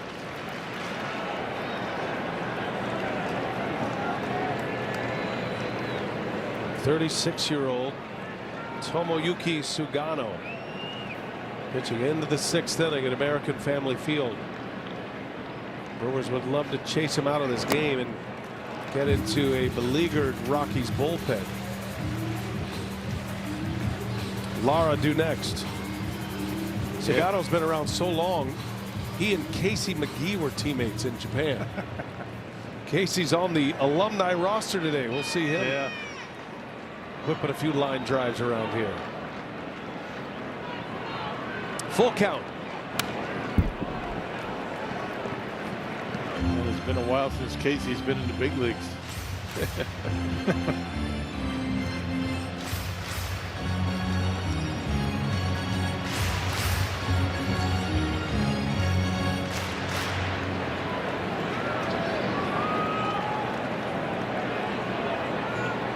Pitch count climbing. 93rd pitch, and Mitchell draws the walk. Excellent at bat by Garrett Mitchell. First and second, the Brewers put the tying run on. The go-ahead run coming to the plate, and a ball 4 presented by Feltko for Mitchell, and that is going to do it for Sugano. So the Brewers get 2 hits and a walk with 1 out, and Colorado gets into their bullpen now. Brewers threatening in the 6th, down a pair after the Terang homer. George, what's it like turning? And for every Brewers RBI, the Northwestern Mutual Foundation is funding 5 hours of childhood cancer research. Northwestern Mutual and the Brewers are proud to partner in curing childhood cancer. Bryce Terang with a home run. It's a 4-2 game. Wheels in motion now, Rock, as the Rockies go to their bullpen. Victor Vodnik will come on to pitch, and Andrew Vaughn is going to pinch hit. Yeah, Vodnik last pitched on the 21st against the Nationals. A scoreless inning, gave up a hit. You see his numbers, the big ERA in game number 30 here today. Vaughn hits for Luis Lara. Andrew with 3 home runs. Homered against the Mets. And a long ball here would put the Brewers in front. This is where the Brewers have been doing a lot of their damage when bullpens take over for the opponent. Scoring runs late in games. Those are the 2 with homers today. Yelich and Turang. 2 on. Vaughn fouls it back. Had a good cut at it. Mike's in the upper 90s, 99 miles an hour. And slider at 88. As a pinch hitter, Vaughn 3 for 15. A couple of walks and a strikeout. Of those 3 hits as a pinch hitter, 2 are doubles. Contreras and Mitchell are aboard. The Brewers in go mode right now in the 6th inning. They need a moment. This crowd has been waiting to roar here. 2-2. 99-mile-an-hour fastball.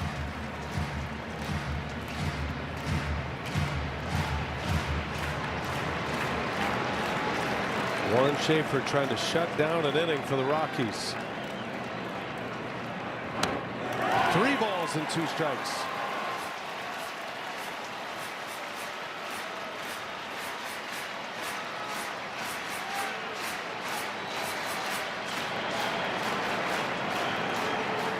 Bernie's ready just in case. 3-2 and Vaughn. That's a swing and a miss. The ball gets away from the catcher, Goodman. Vaughn's out. Both runners will advance. Vaughn is out on a strikeout. First base occupied on the strikeout. He's out automatically. It'll be 2nd and 3rd with 2 outs now. A base hit could tie this game with Mitchell's speed at 2nd. Here's Jake Bauers.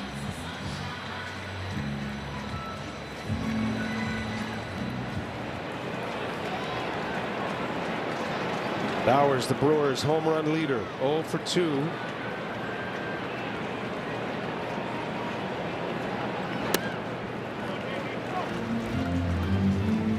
They'll score that as a pass ball, by the way, to get the runners to 2nd and 3rd. And Contreras will be alert for another one.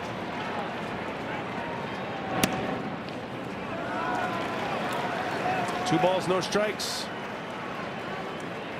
Here's a base open at first. We'll see how aggressive Vodnik wants to be with Joey Ortiz on deck. Third at bat with a runner in scoring position for the Brewers. They're looking for their first hit. And Bauers chops this one over to first. And the inning is over. Good opportunity lost for Milwaukee, but Bryce Turang homers. And he gives the Brewers another run on the board. Turang with his 15th. Makes it 4-2 Colorado as we go to the 7th inning.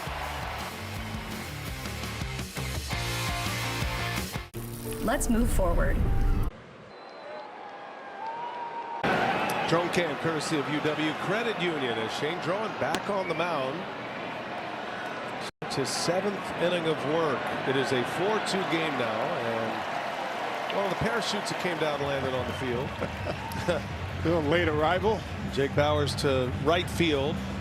Andrew Vaughn, who pinch hit for Lara in the game at first base. And it's Drowan who continues on here.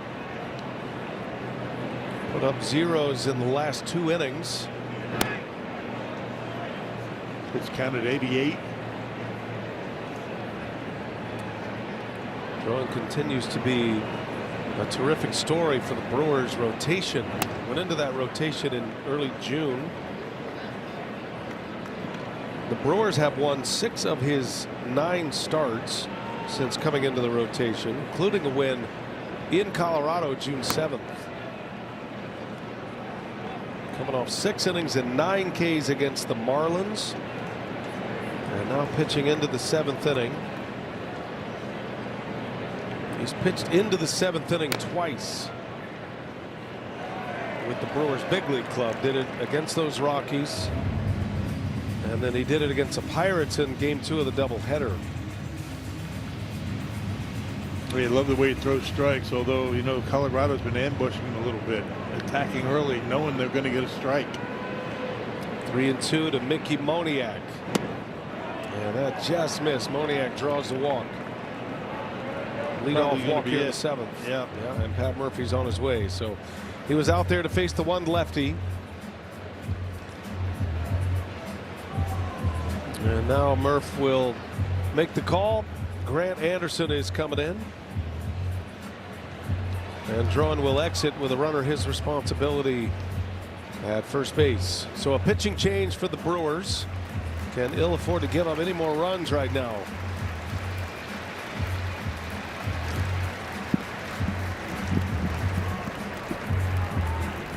The Colonel has a bucket list.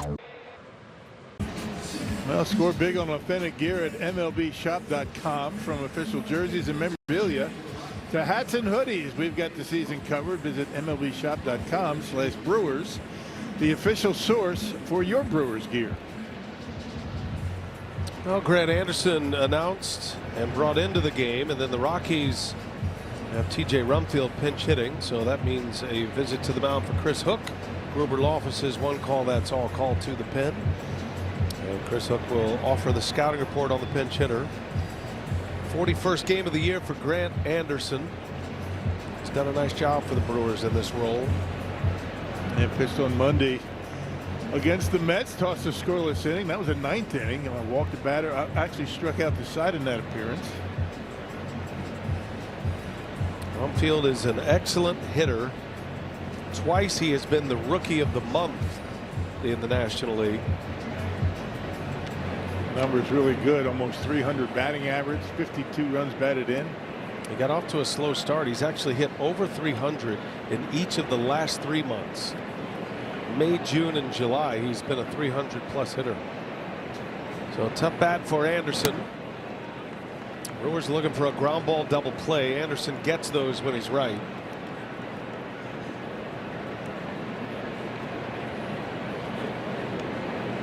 Lead runner on.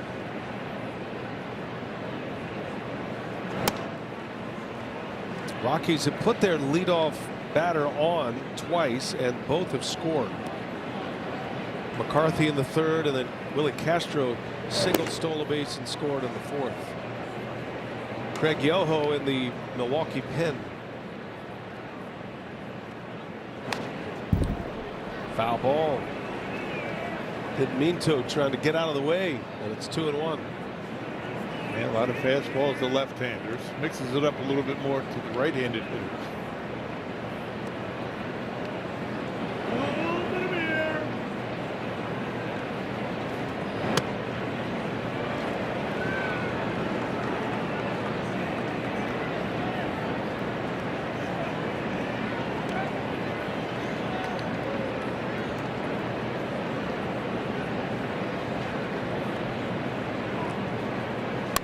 Rumfield lines one to right field. That's down in the corner.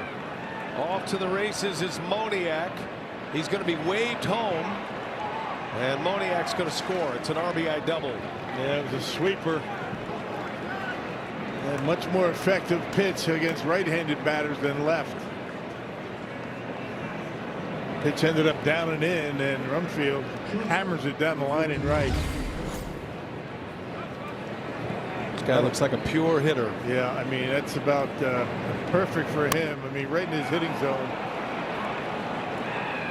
That sweeper didn't have a whole lot of tilt to it. Rockies get their run back immediately and lead it 5-2. Here's Ezequiel Tovar. Pops up the bunt. Contreras, nice and easy. That's a gift. A foul pop on a bunt attempt. Tovar trying to bunt for a single. That's the first out of the inning. And probably more importantly, get the runner over to third base with less than 2 at the top of the order. And it's certainly a bunt for a base hit. Barrel drops, ball right up into the air. Digger's Hotline Dirt Cam gives you a look at that. Runner at second with 1 out, and a big swing and a miss for McCarthy.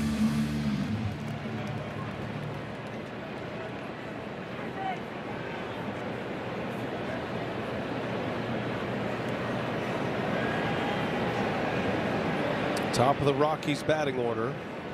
McCarthy extended his hitting streak to 10 in a row with a triple in the third. He scored a run.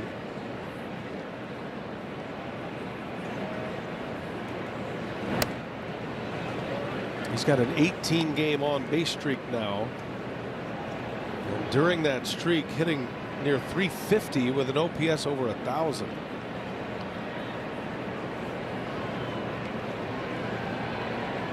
Offense has not been the issue for the Rockies. Yeah, they've got a lot of guys having pretty good seasons. It's not just Coors Field. They have been very good at scoring runs on the road as well. And yet on the road, they are 17-34. They're only 5 games under at home, but they have struggled to win games on the road. Unreliable pitching staff. It's a pop up into foul grounds. David Hamilton is there for out number 2.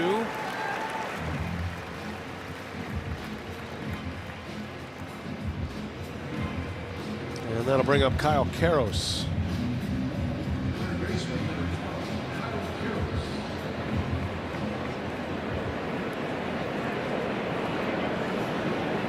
Karros played at UCLA. 6'5", 24 years of age. Dad was a big leaguer. Fills up that batter's box, doesn't he? That wide stance, almost line to line. His dad Eric was part of that run of rookies of the year that the Dodgers had back in the 90s, late 80s and 90s. Eric was one of my broadcast partners back in the Fox days. Good analyst, still does TV work for the Dodgers. Heck of a first baseman. Good hit.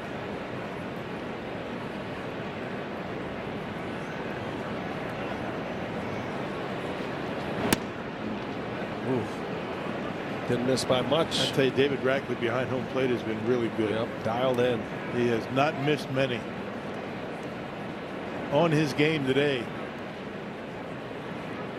1 ball, 1 strike.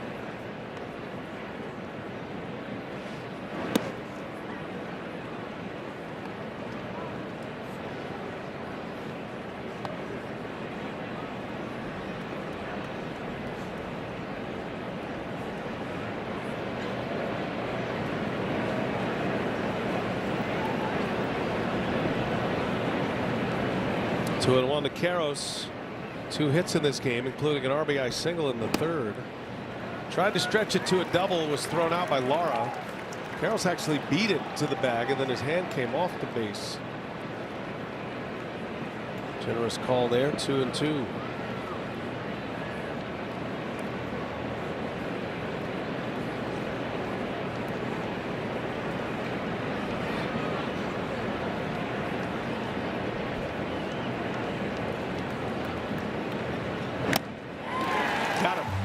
Strikeout to end the inning. So Grant Anderson bends a little, gives up a run, gets through the 7th though. Brewers down 3. It's 5-2 Colorado on Alumni Weekend.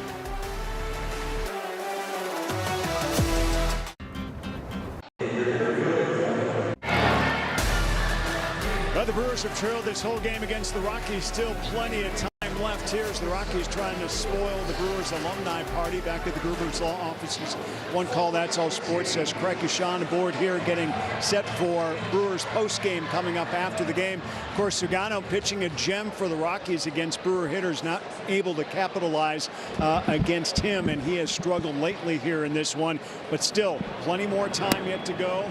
And of course, we'll preview the alumni game coming up about 20 minutes following the final out. In fact, my partner trying to get his uniform adjusted. That's why he's not up here right now, guys. It's been a while. It's been a while. Yeah, I mean, it's okay to go up a size. I mean, he has a fantasy camp uniform he can throw on. I think it might be still in Arizona, but see the changes for the Rockies. Rumfield, the pinch hitter, drove in the run, stays into play first. Johnson into right. Joey Ortiz starts it for the Brewers. Festive atmosphere here with a nice crowd on hand on a Friday afternoon. Brewers would like to bounce into the alumni game with their 65th win of the year. Swept the Rockies in Colorado in June. They'll find themselves down 5-2. Been a pretty steady attack by the Rockies here today. Vodnik came on and got out of a mess. Brewers had a line out, a homer, a single, and a walk. It looked like the development of a big inning as Brennan Bernardino, the lefty, loosening. He is preparing for Yelich, you would think. The only lefty down in that Colorado bullpen. Ortiz beats one into the ground to short. And Tovar makes a play for out number 1. This copyrighted telecast is presented by authority of the Brewers. May not be reproduced or retransmitted in any form, and the accounts and descriptions of this game may not be disseminated without express written consent of the Brewers.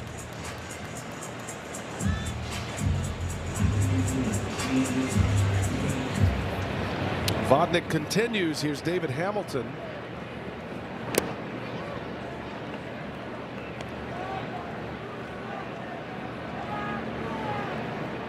Hamilton missing 13 games with a hamstring injury, just returning today.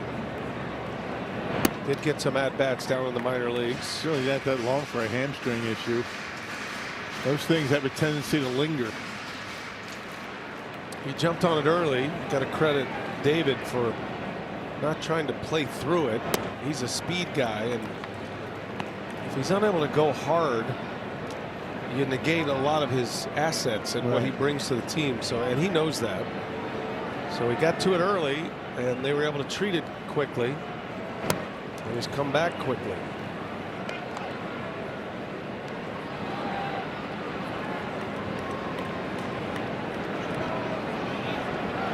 Vodnik, a hard thrower, triple-digit fastball. He's a little all over the place, which makes him even more difficult. Fastballs and changeups, sliders as well. Bouncing ball to Rumfield, and goes to the bag himself for the second out. So here comes Yelich. He's homered, and he has narrowly missed 2 other home runs in this game. In the first inning, Wisconsin Lottery home run count number 7 for Yelich. He's had 2 other near misses today. His 10th leadoff homer as a Brewer in his career, 2nd this year.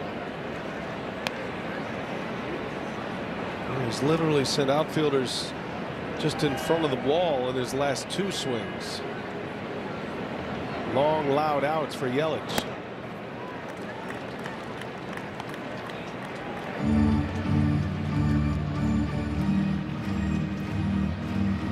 Two homers today for the Brewers. Yelich and Terang both solo shots.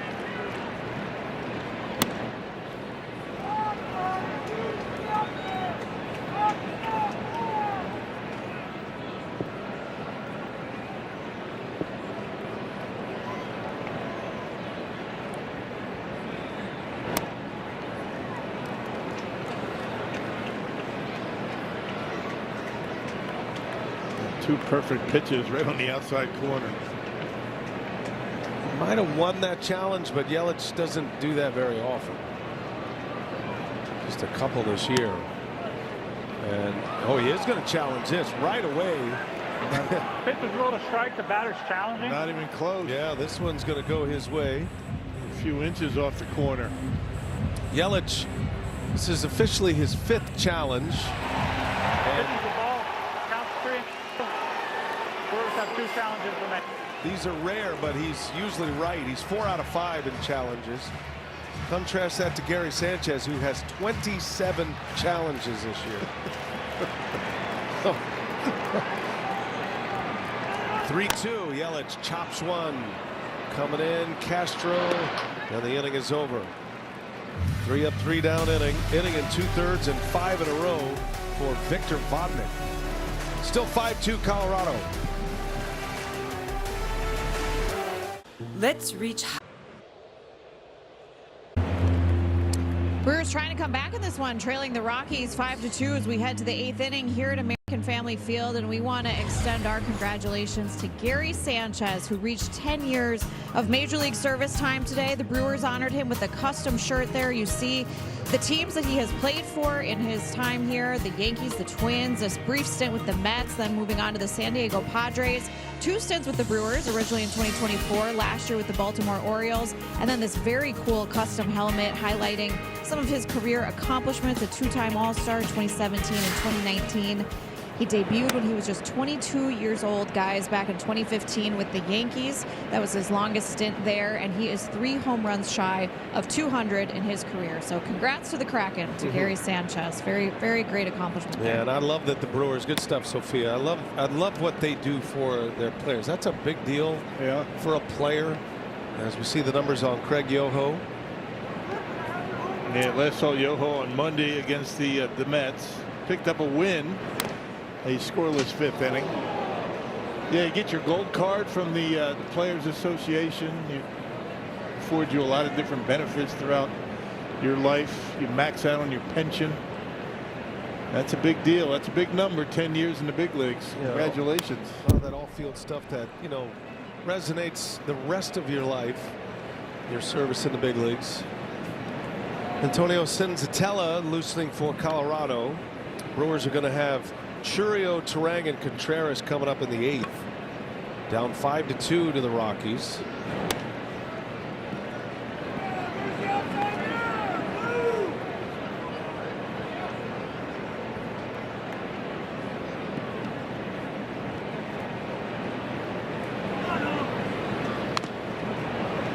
Dan Larrea deserves a lot of credit. Director of team travel. He's the guy that has the sense, kind of knows when some of these players are approaching these milestones, and does all the extra work to make it a nice moment for them. Yeah, make it special, right? And Danny does a lot. He just doesn't take care of team travel. Buses. And it all resonates. You know, they talk about Brewers culture, players who have played here. And, you know, as the Brewers make acquisitions via trade or they sign players, it's all part of it. Slow roller. Yoho snatches it up, takes it himself. Nice play by Yoho.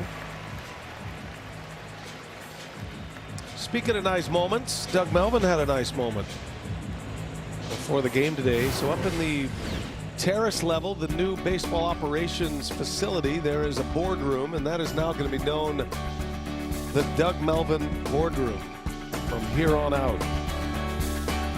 Yeah, he was touched by that, wasn't he? His wife Ellen, tears in his eyes when that honor was bestowed upon him this afternoon. And yeah, good man, Doug Melvin. He got everything going. He turned this organization around when he got here. It's right through that glass there by the foul pole is that boardroom, and in that boardroom is where all the decisions are made, or a lot of them. Personnel, the draft, trades, all the baseball stories. You know, as that department just grows and grows, and it's a much different looking department than when Doug Melvin was the head of baseball operations here. Kudos to Matt Arnold and his staff. The current head of baseball operations, he spoke, Matt did, and it was a surprise for Doug. He didn't know what was happening. He thought they were just there to kind of honor some of the alumni players. Couldn't figure out why Matt was reading all of his career accomplishments. And Doug was emotional when he realized that the moment was about him. Yeah, good for him. Good for the Brewers. They're really good at that, honoring those that have done so much for this organization.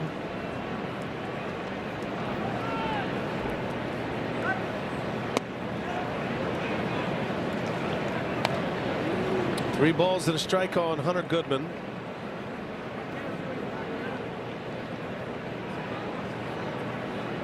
Dangerous hitter at the plate. And Yoho walks him. Doug Melvin and Gord Ash are the general managers for the alumni game. They were responsible for the ceremonial first pitches. Manny Pena and Jonathan Lucroy doing the catching. Doug Melvin was a pitcher in the minor leagues. Gordash was not, but he can still sling it. Doug still works with the Brewers organization. As does Gord. Consultants. Yeah. They got that Cush consultant job. Gord kind of runs that Dominican portion of the Brewers organization. Those two deserve a lot of credit for what they built. And those two pulled off the greatest trade in Brewers franchise history, acquiring CC Sabathia in 2008.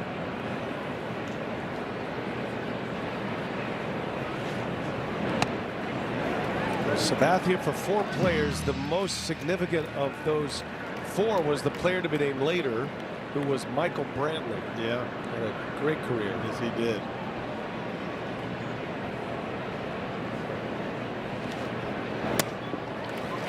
There's that change up. The old Bugs Bunny change up by Yoho. A little off the plate. There's the man through the years in the booth. Always loved CC Sabathia. Too bad he's not here to pitch. Class man, isn't he? He's a class act. I think CC actually would be up here to hit. He'd want to hit some bombs, which he could do. That's in the gap right center. Closing on it is Bowers. Second out of the inning. Good jump from Bowers. Got him on the end of the bat and hung up there for him.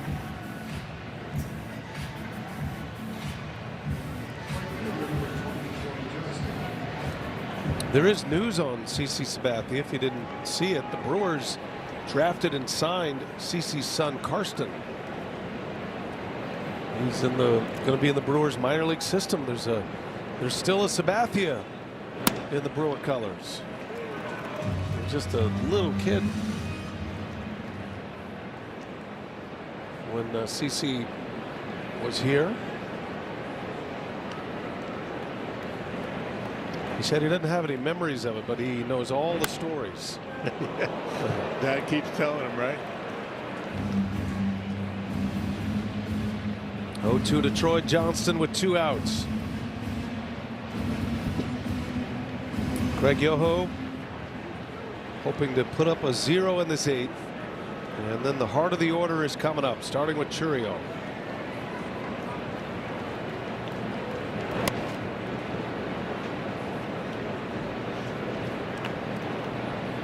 Tomoyuki Sugano went 5 1/3 for the Rockies today. 6 hits, 2 runs, a walk and 5 Ks. The 2 runs were solo homers. There's a line drive caught by Terang. Had him well positioned. A quick first step, and Terang takes a hit away from Johnston.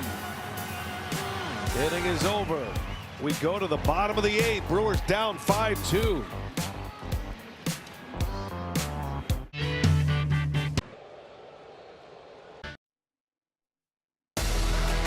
Milwaukee Brewers baseball is presented by Potawatomi Sportsbook.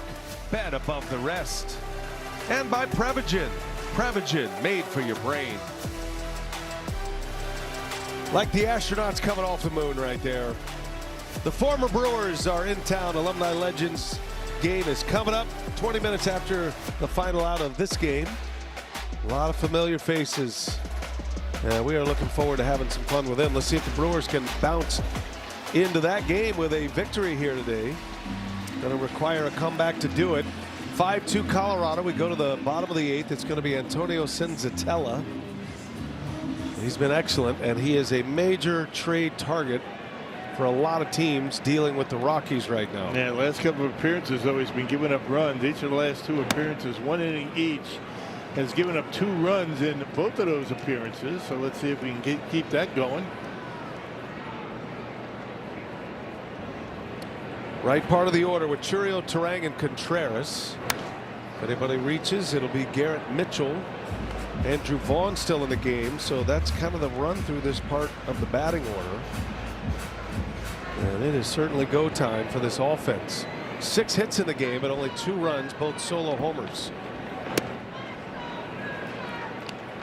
There are a lot of scouts in the stands today to see pitchers like Senzatella. Rockies are open for business. It is unlikely he'll be in a Rockies uniform in a week and a half. Trade deadline is August 3rd. Rested up there at about 98 miles an hour. 4-seamer, cutter, curveball, every now and again a changeup. He's at the end of a 5-year deal. There is an option for his contract next year. Oh, shattered bat, knuckle buster, foul ball. Yikes. That's about as bad as you can get sawed off. Down on the wrap on the handle. Well, he stayed alive anyway, didn't miss it. What's that feel like, Rock? Not that you ever got jammed. Yeah, I got jammed a lot. I had one of those rubber pads on my thumbs. Oh, man. Yeah. The bats in my day didn't explode like that. 2-2.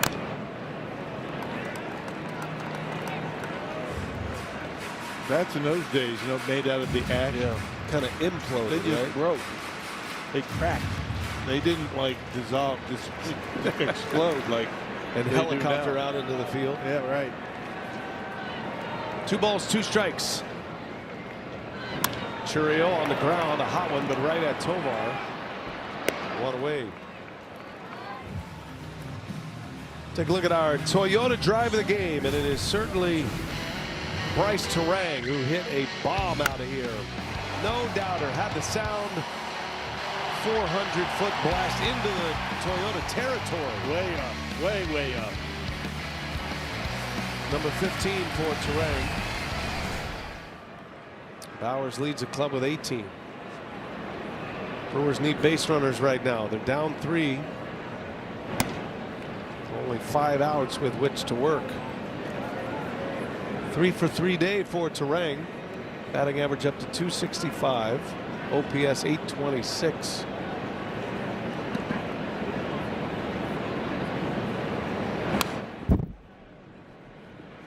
He may have been an all-star snub, but I don't know many general managers, if you had to pick a second baseman of your choosing, that would not pick Bryce Terang right now. Yeah, right.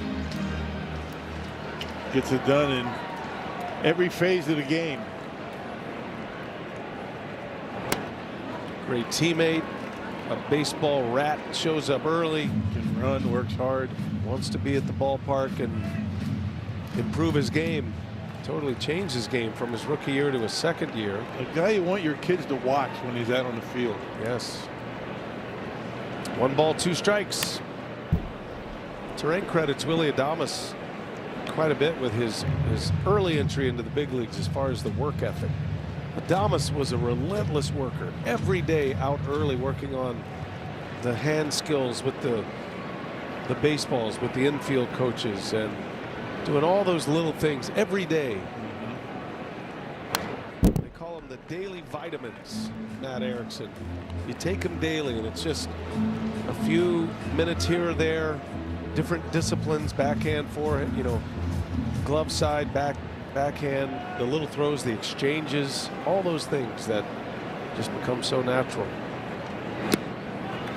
Yeah, some people think these guys show up about an hour before the game and get ready and go out there and play. It's not the case. It's one thing to get to the big leagues. It takes even more work to stay in the big leagues. 2-2 to Terang.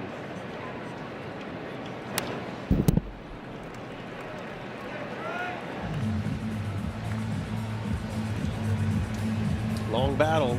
We'll see at least 8 pitches.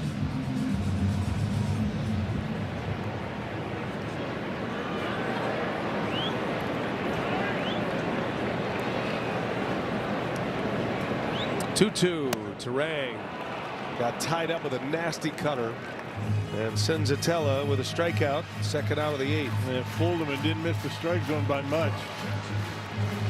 Down and in at 92 miles an hour. Good pitch.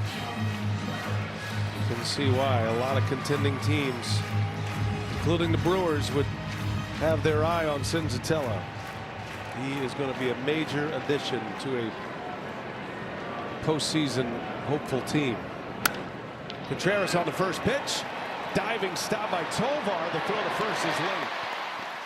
Infield hit for Contreras, his second hit of the game. All right. He got a man on base. Now somebody hit one. Garrett Mitchell's capable.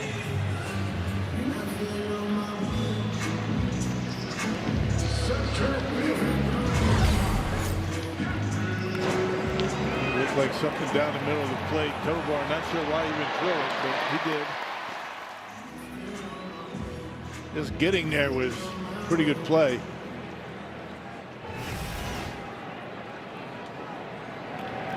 Here's Mitchell. The cutter's nasty. It's 92 miles an hour. It's got a late break down and in on the lefty. Brewers have been getting a lot of production from the bottom of their order. Let's just call it 5 through 9 today, the bottom half. Not today, though. Top of the order has been productive, bottom not so much. 0 for 14, 5 through 9. It's usually the indicator of a big offensive game, how the bottom of the order fares.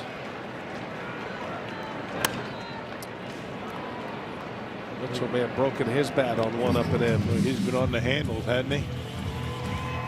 98 with that fastball. Boring in on the lefty. Brewers needed one more base runner to get the tying run to the plate. They got to Senzatella in June in Colorado. Rockies tried to get a multi-inning save out of him. And it backfired.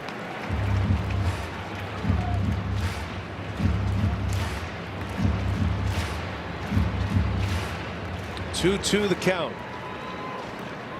So key at bat. 2 outs in the 8th. Tying run on deck. And Mitchell thinking opposite field. Slaps it foul.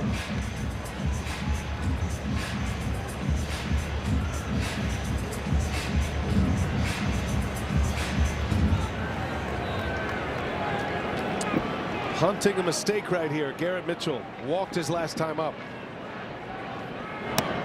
And another good take. And cutter up out of the zone. Mitchell is just getting better and better and better. He's having a huge month of July. Brewers need him in a spot right now. And timeout is asked for and granted by Mitchell. Contreras was dancing off first base.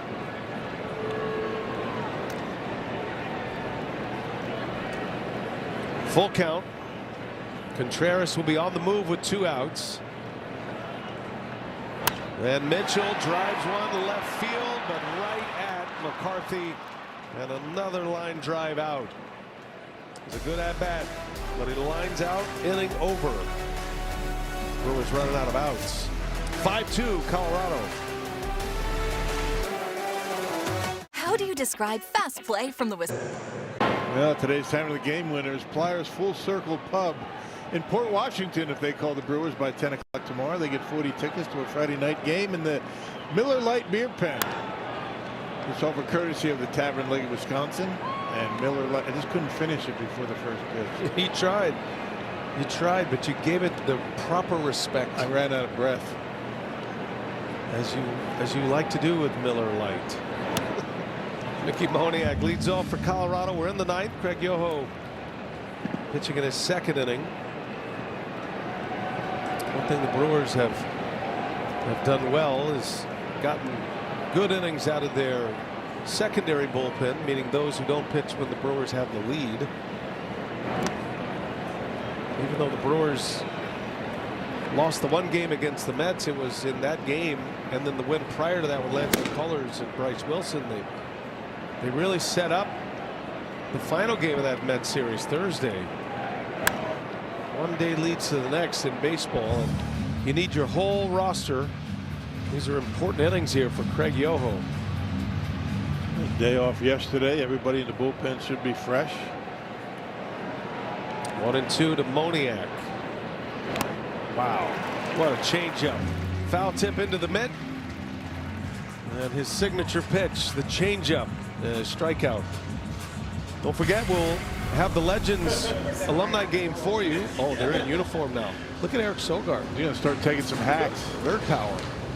Tim Dillard got the pant legs up to the knees. He's going old school. I don't know why he's got a bat in his hand. Got a bat. What's he going to do with that? Now these guys are serious. I mean, they're going into the batting cage. They're getting loose. I heard some clickety clack of baseball spikes right there, huh? That means it's game time. Yeah. It's almost like magic shoes for baseball players. As soon as the nails go on, you're a whole different person. Yeah.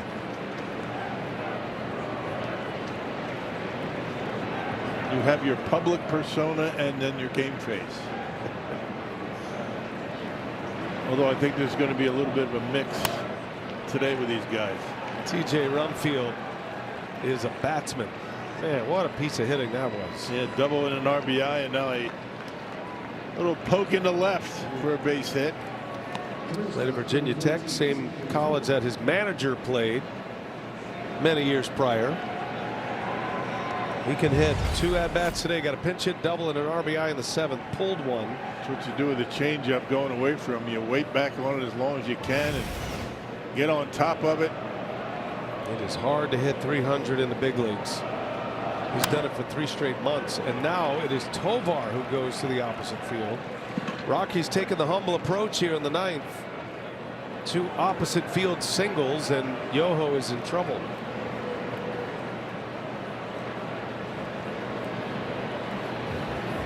And nobody getting loose in the pen. There's going to be Yoho's inning, you would think. A little bit of stirring around right now as I speak.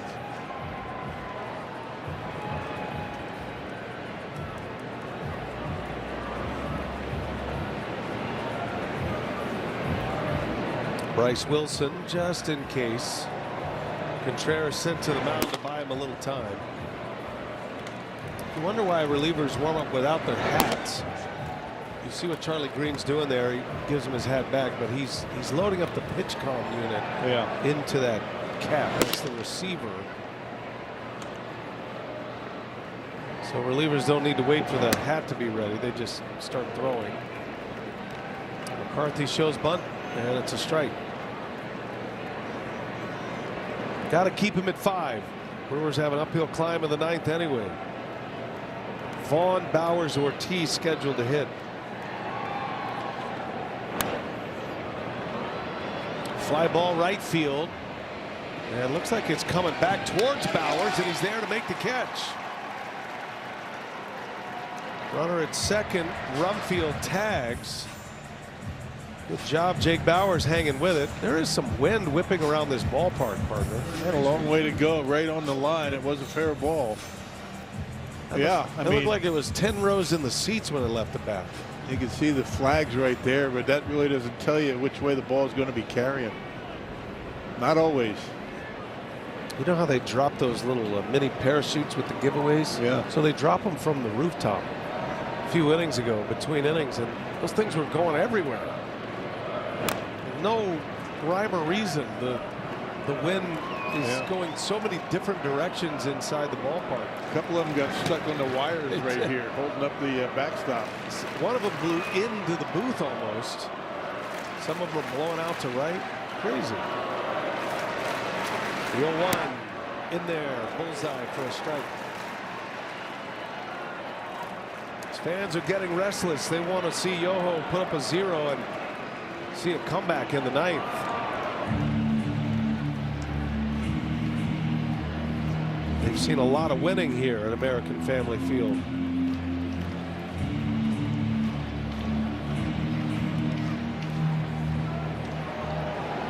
Oh, 2, 2 outs. First and third, Kyle Karros with 2 hits in this game.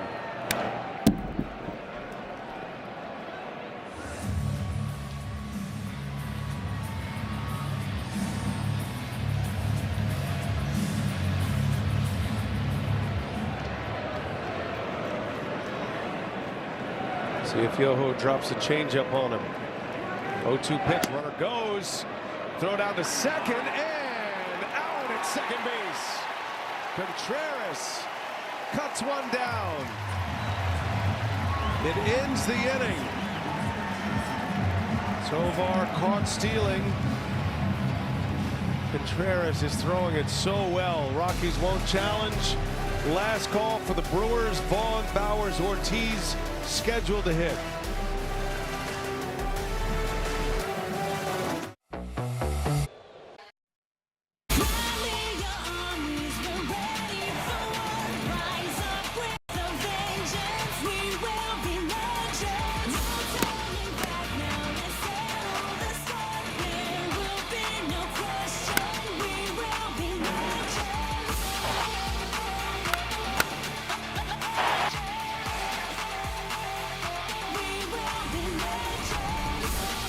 Here we go, bottom of the ninth, last call for Milwaukee as Andrew Vaughn leads off. It is the Rockies' latest closer on the mound, Jordan Romano, former All-Star with the Blue Jays.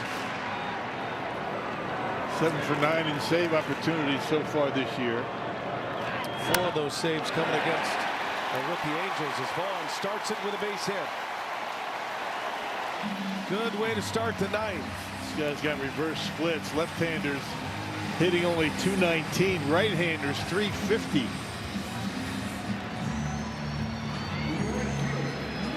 Brings up Jake Bowers. Romano was designated for assignment by the Angels. He had 4 saves with them, just 11 games. This is his 7th game as a Rocky. He does have 3 saves with Colorado.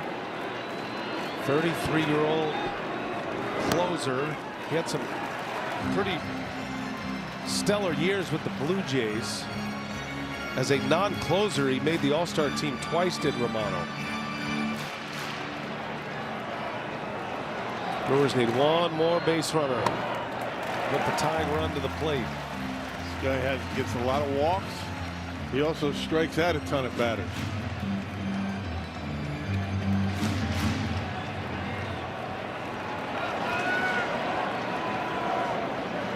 2-0 to Bowers. There's a strike. Romano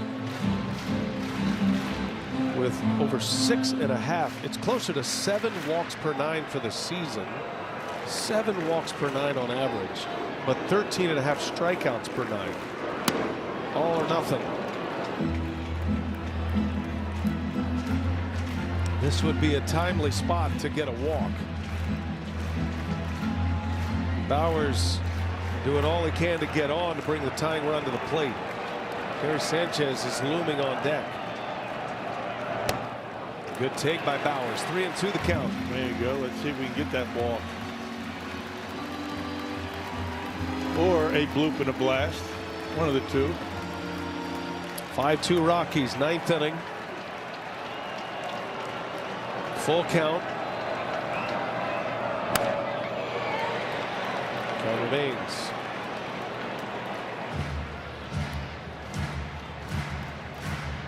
A struggling hitter right now, Jake Bowers. In the words of Ryan Braun, you're just an at-bat away from a hot streak. And Bowers is hoping that comes right now.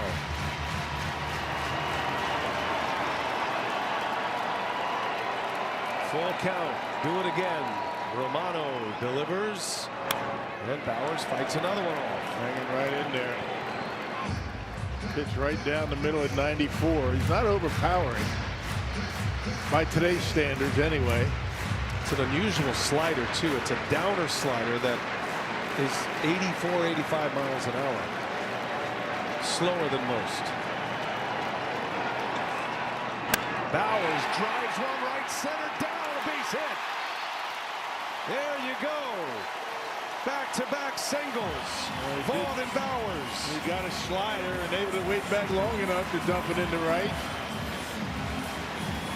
Falling right in front of Freeman in right field. But if numbers mean anything, the Rockies 24 saves and 40 opportunities. They have blown a ton of them this year. And the Brewers one swing away from tying it up.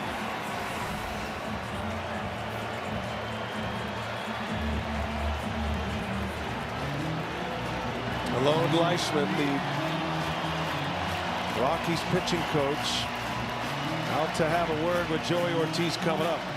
Ortiz has been one of the hottest hitters the Brewers have had post All-Star break, even going back prior to the All-Star break, and he was up with 2 on Monday against the Mets, and Joey O did not miss. 3-run homer, tucked it inside the foul pole. His 5th home run of the year. A hanging sweeper. Let's see if Romano can hang a slider for him. Ortiz has hit 2 homers on this homestand in the first 6 games, 6 RBIs, but he's 0 for 3 today. 2 on, nobody out, tying run at the plate, and it's ball 1. Bernardino, who was loosening 2 innings ago, is back up and throwing. He is getting ready for Yelich. 2 batters away. There's a strike. Close one.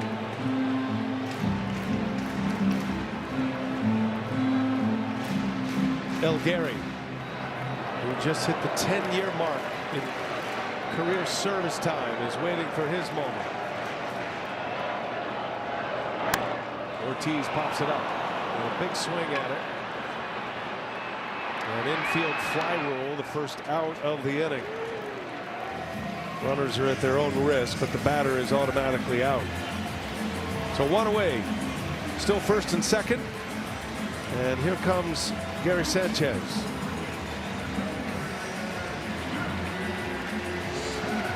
And Pat Murphy going with the home run power as opposed to Hamilton here. Brewers and Rockies just starting this 3-game series. We're back at it tomorrow. Gasser and Feltner is the matchup. The Miz gets the ball on Sunday. Tickets still available for Sunday. You got to make sure you come out to see Jacob Mizorowski. Still business at hand here in this opener. Gary Sanchez, 2 on, 1 out. And a strike.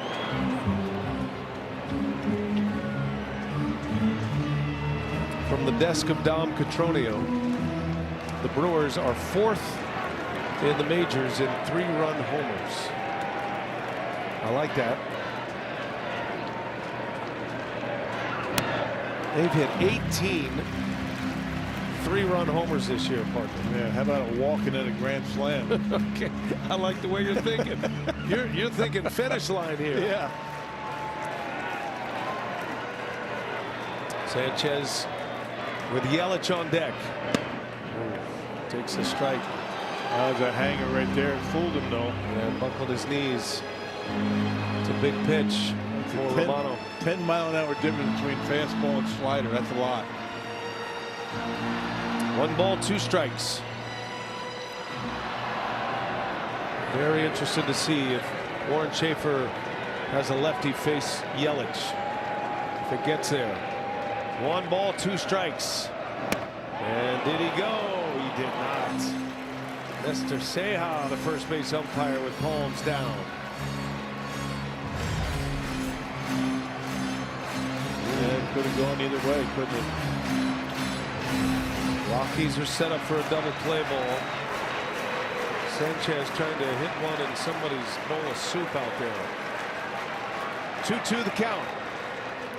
And a hot one foul. He was ready for that slider.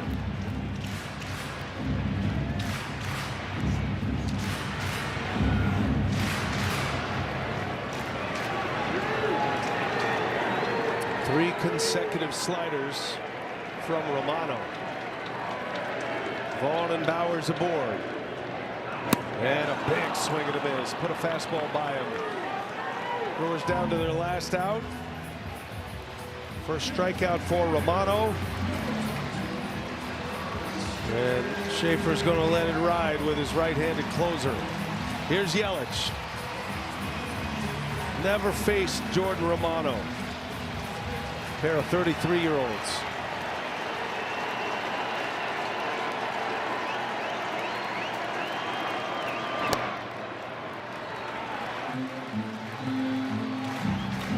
Yelich is swinging it well today. He's 1 for 4. Homered in the first. And the 2 fly ball outs were deep fly ball outs off the barrel. 2-0. It's Romano challenges Yelich here on the 2-0 pitch. Churio on deck.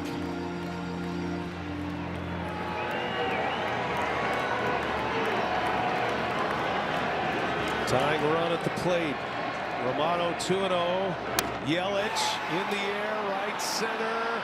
Long run and run down by Johnson, and that is the ball game. And the Brewers drop the opener to the Colorado Rockies. Romano was a wild ride, as it can be, but he picks up the save.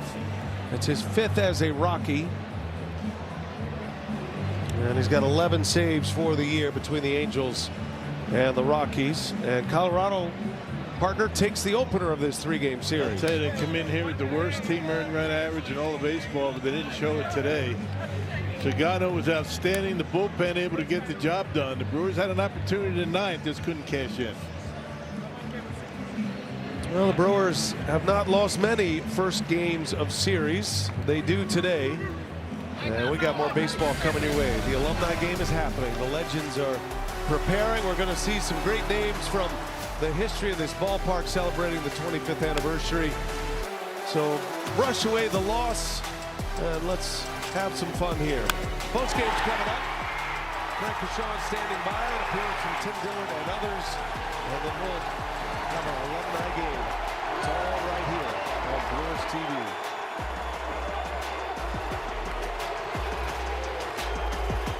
What does Mark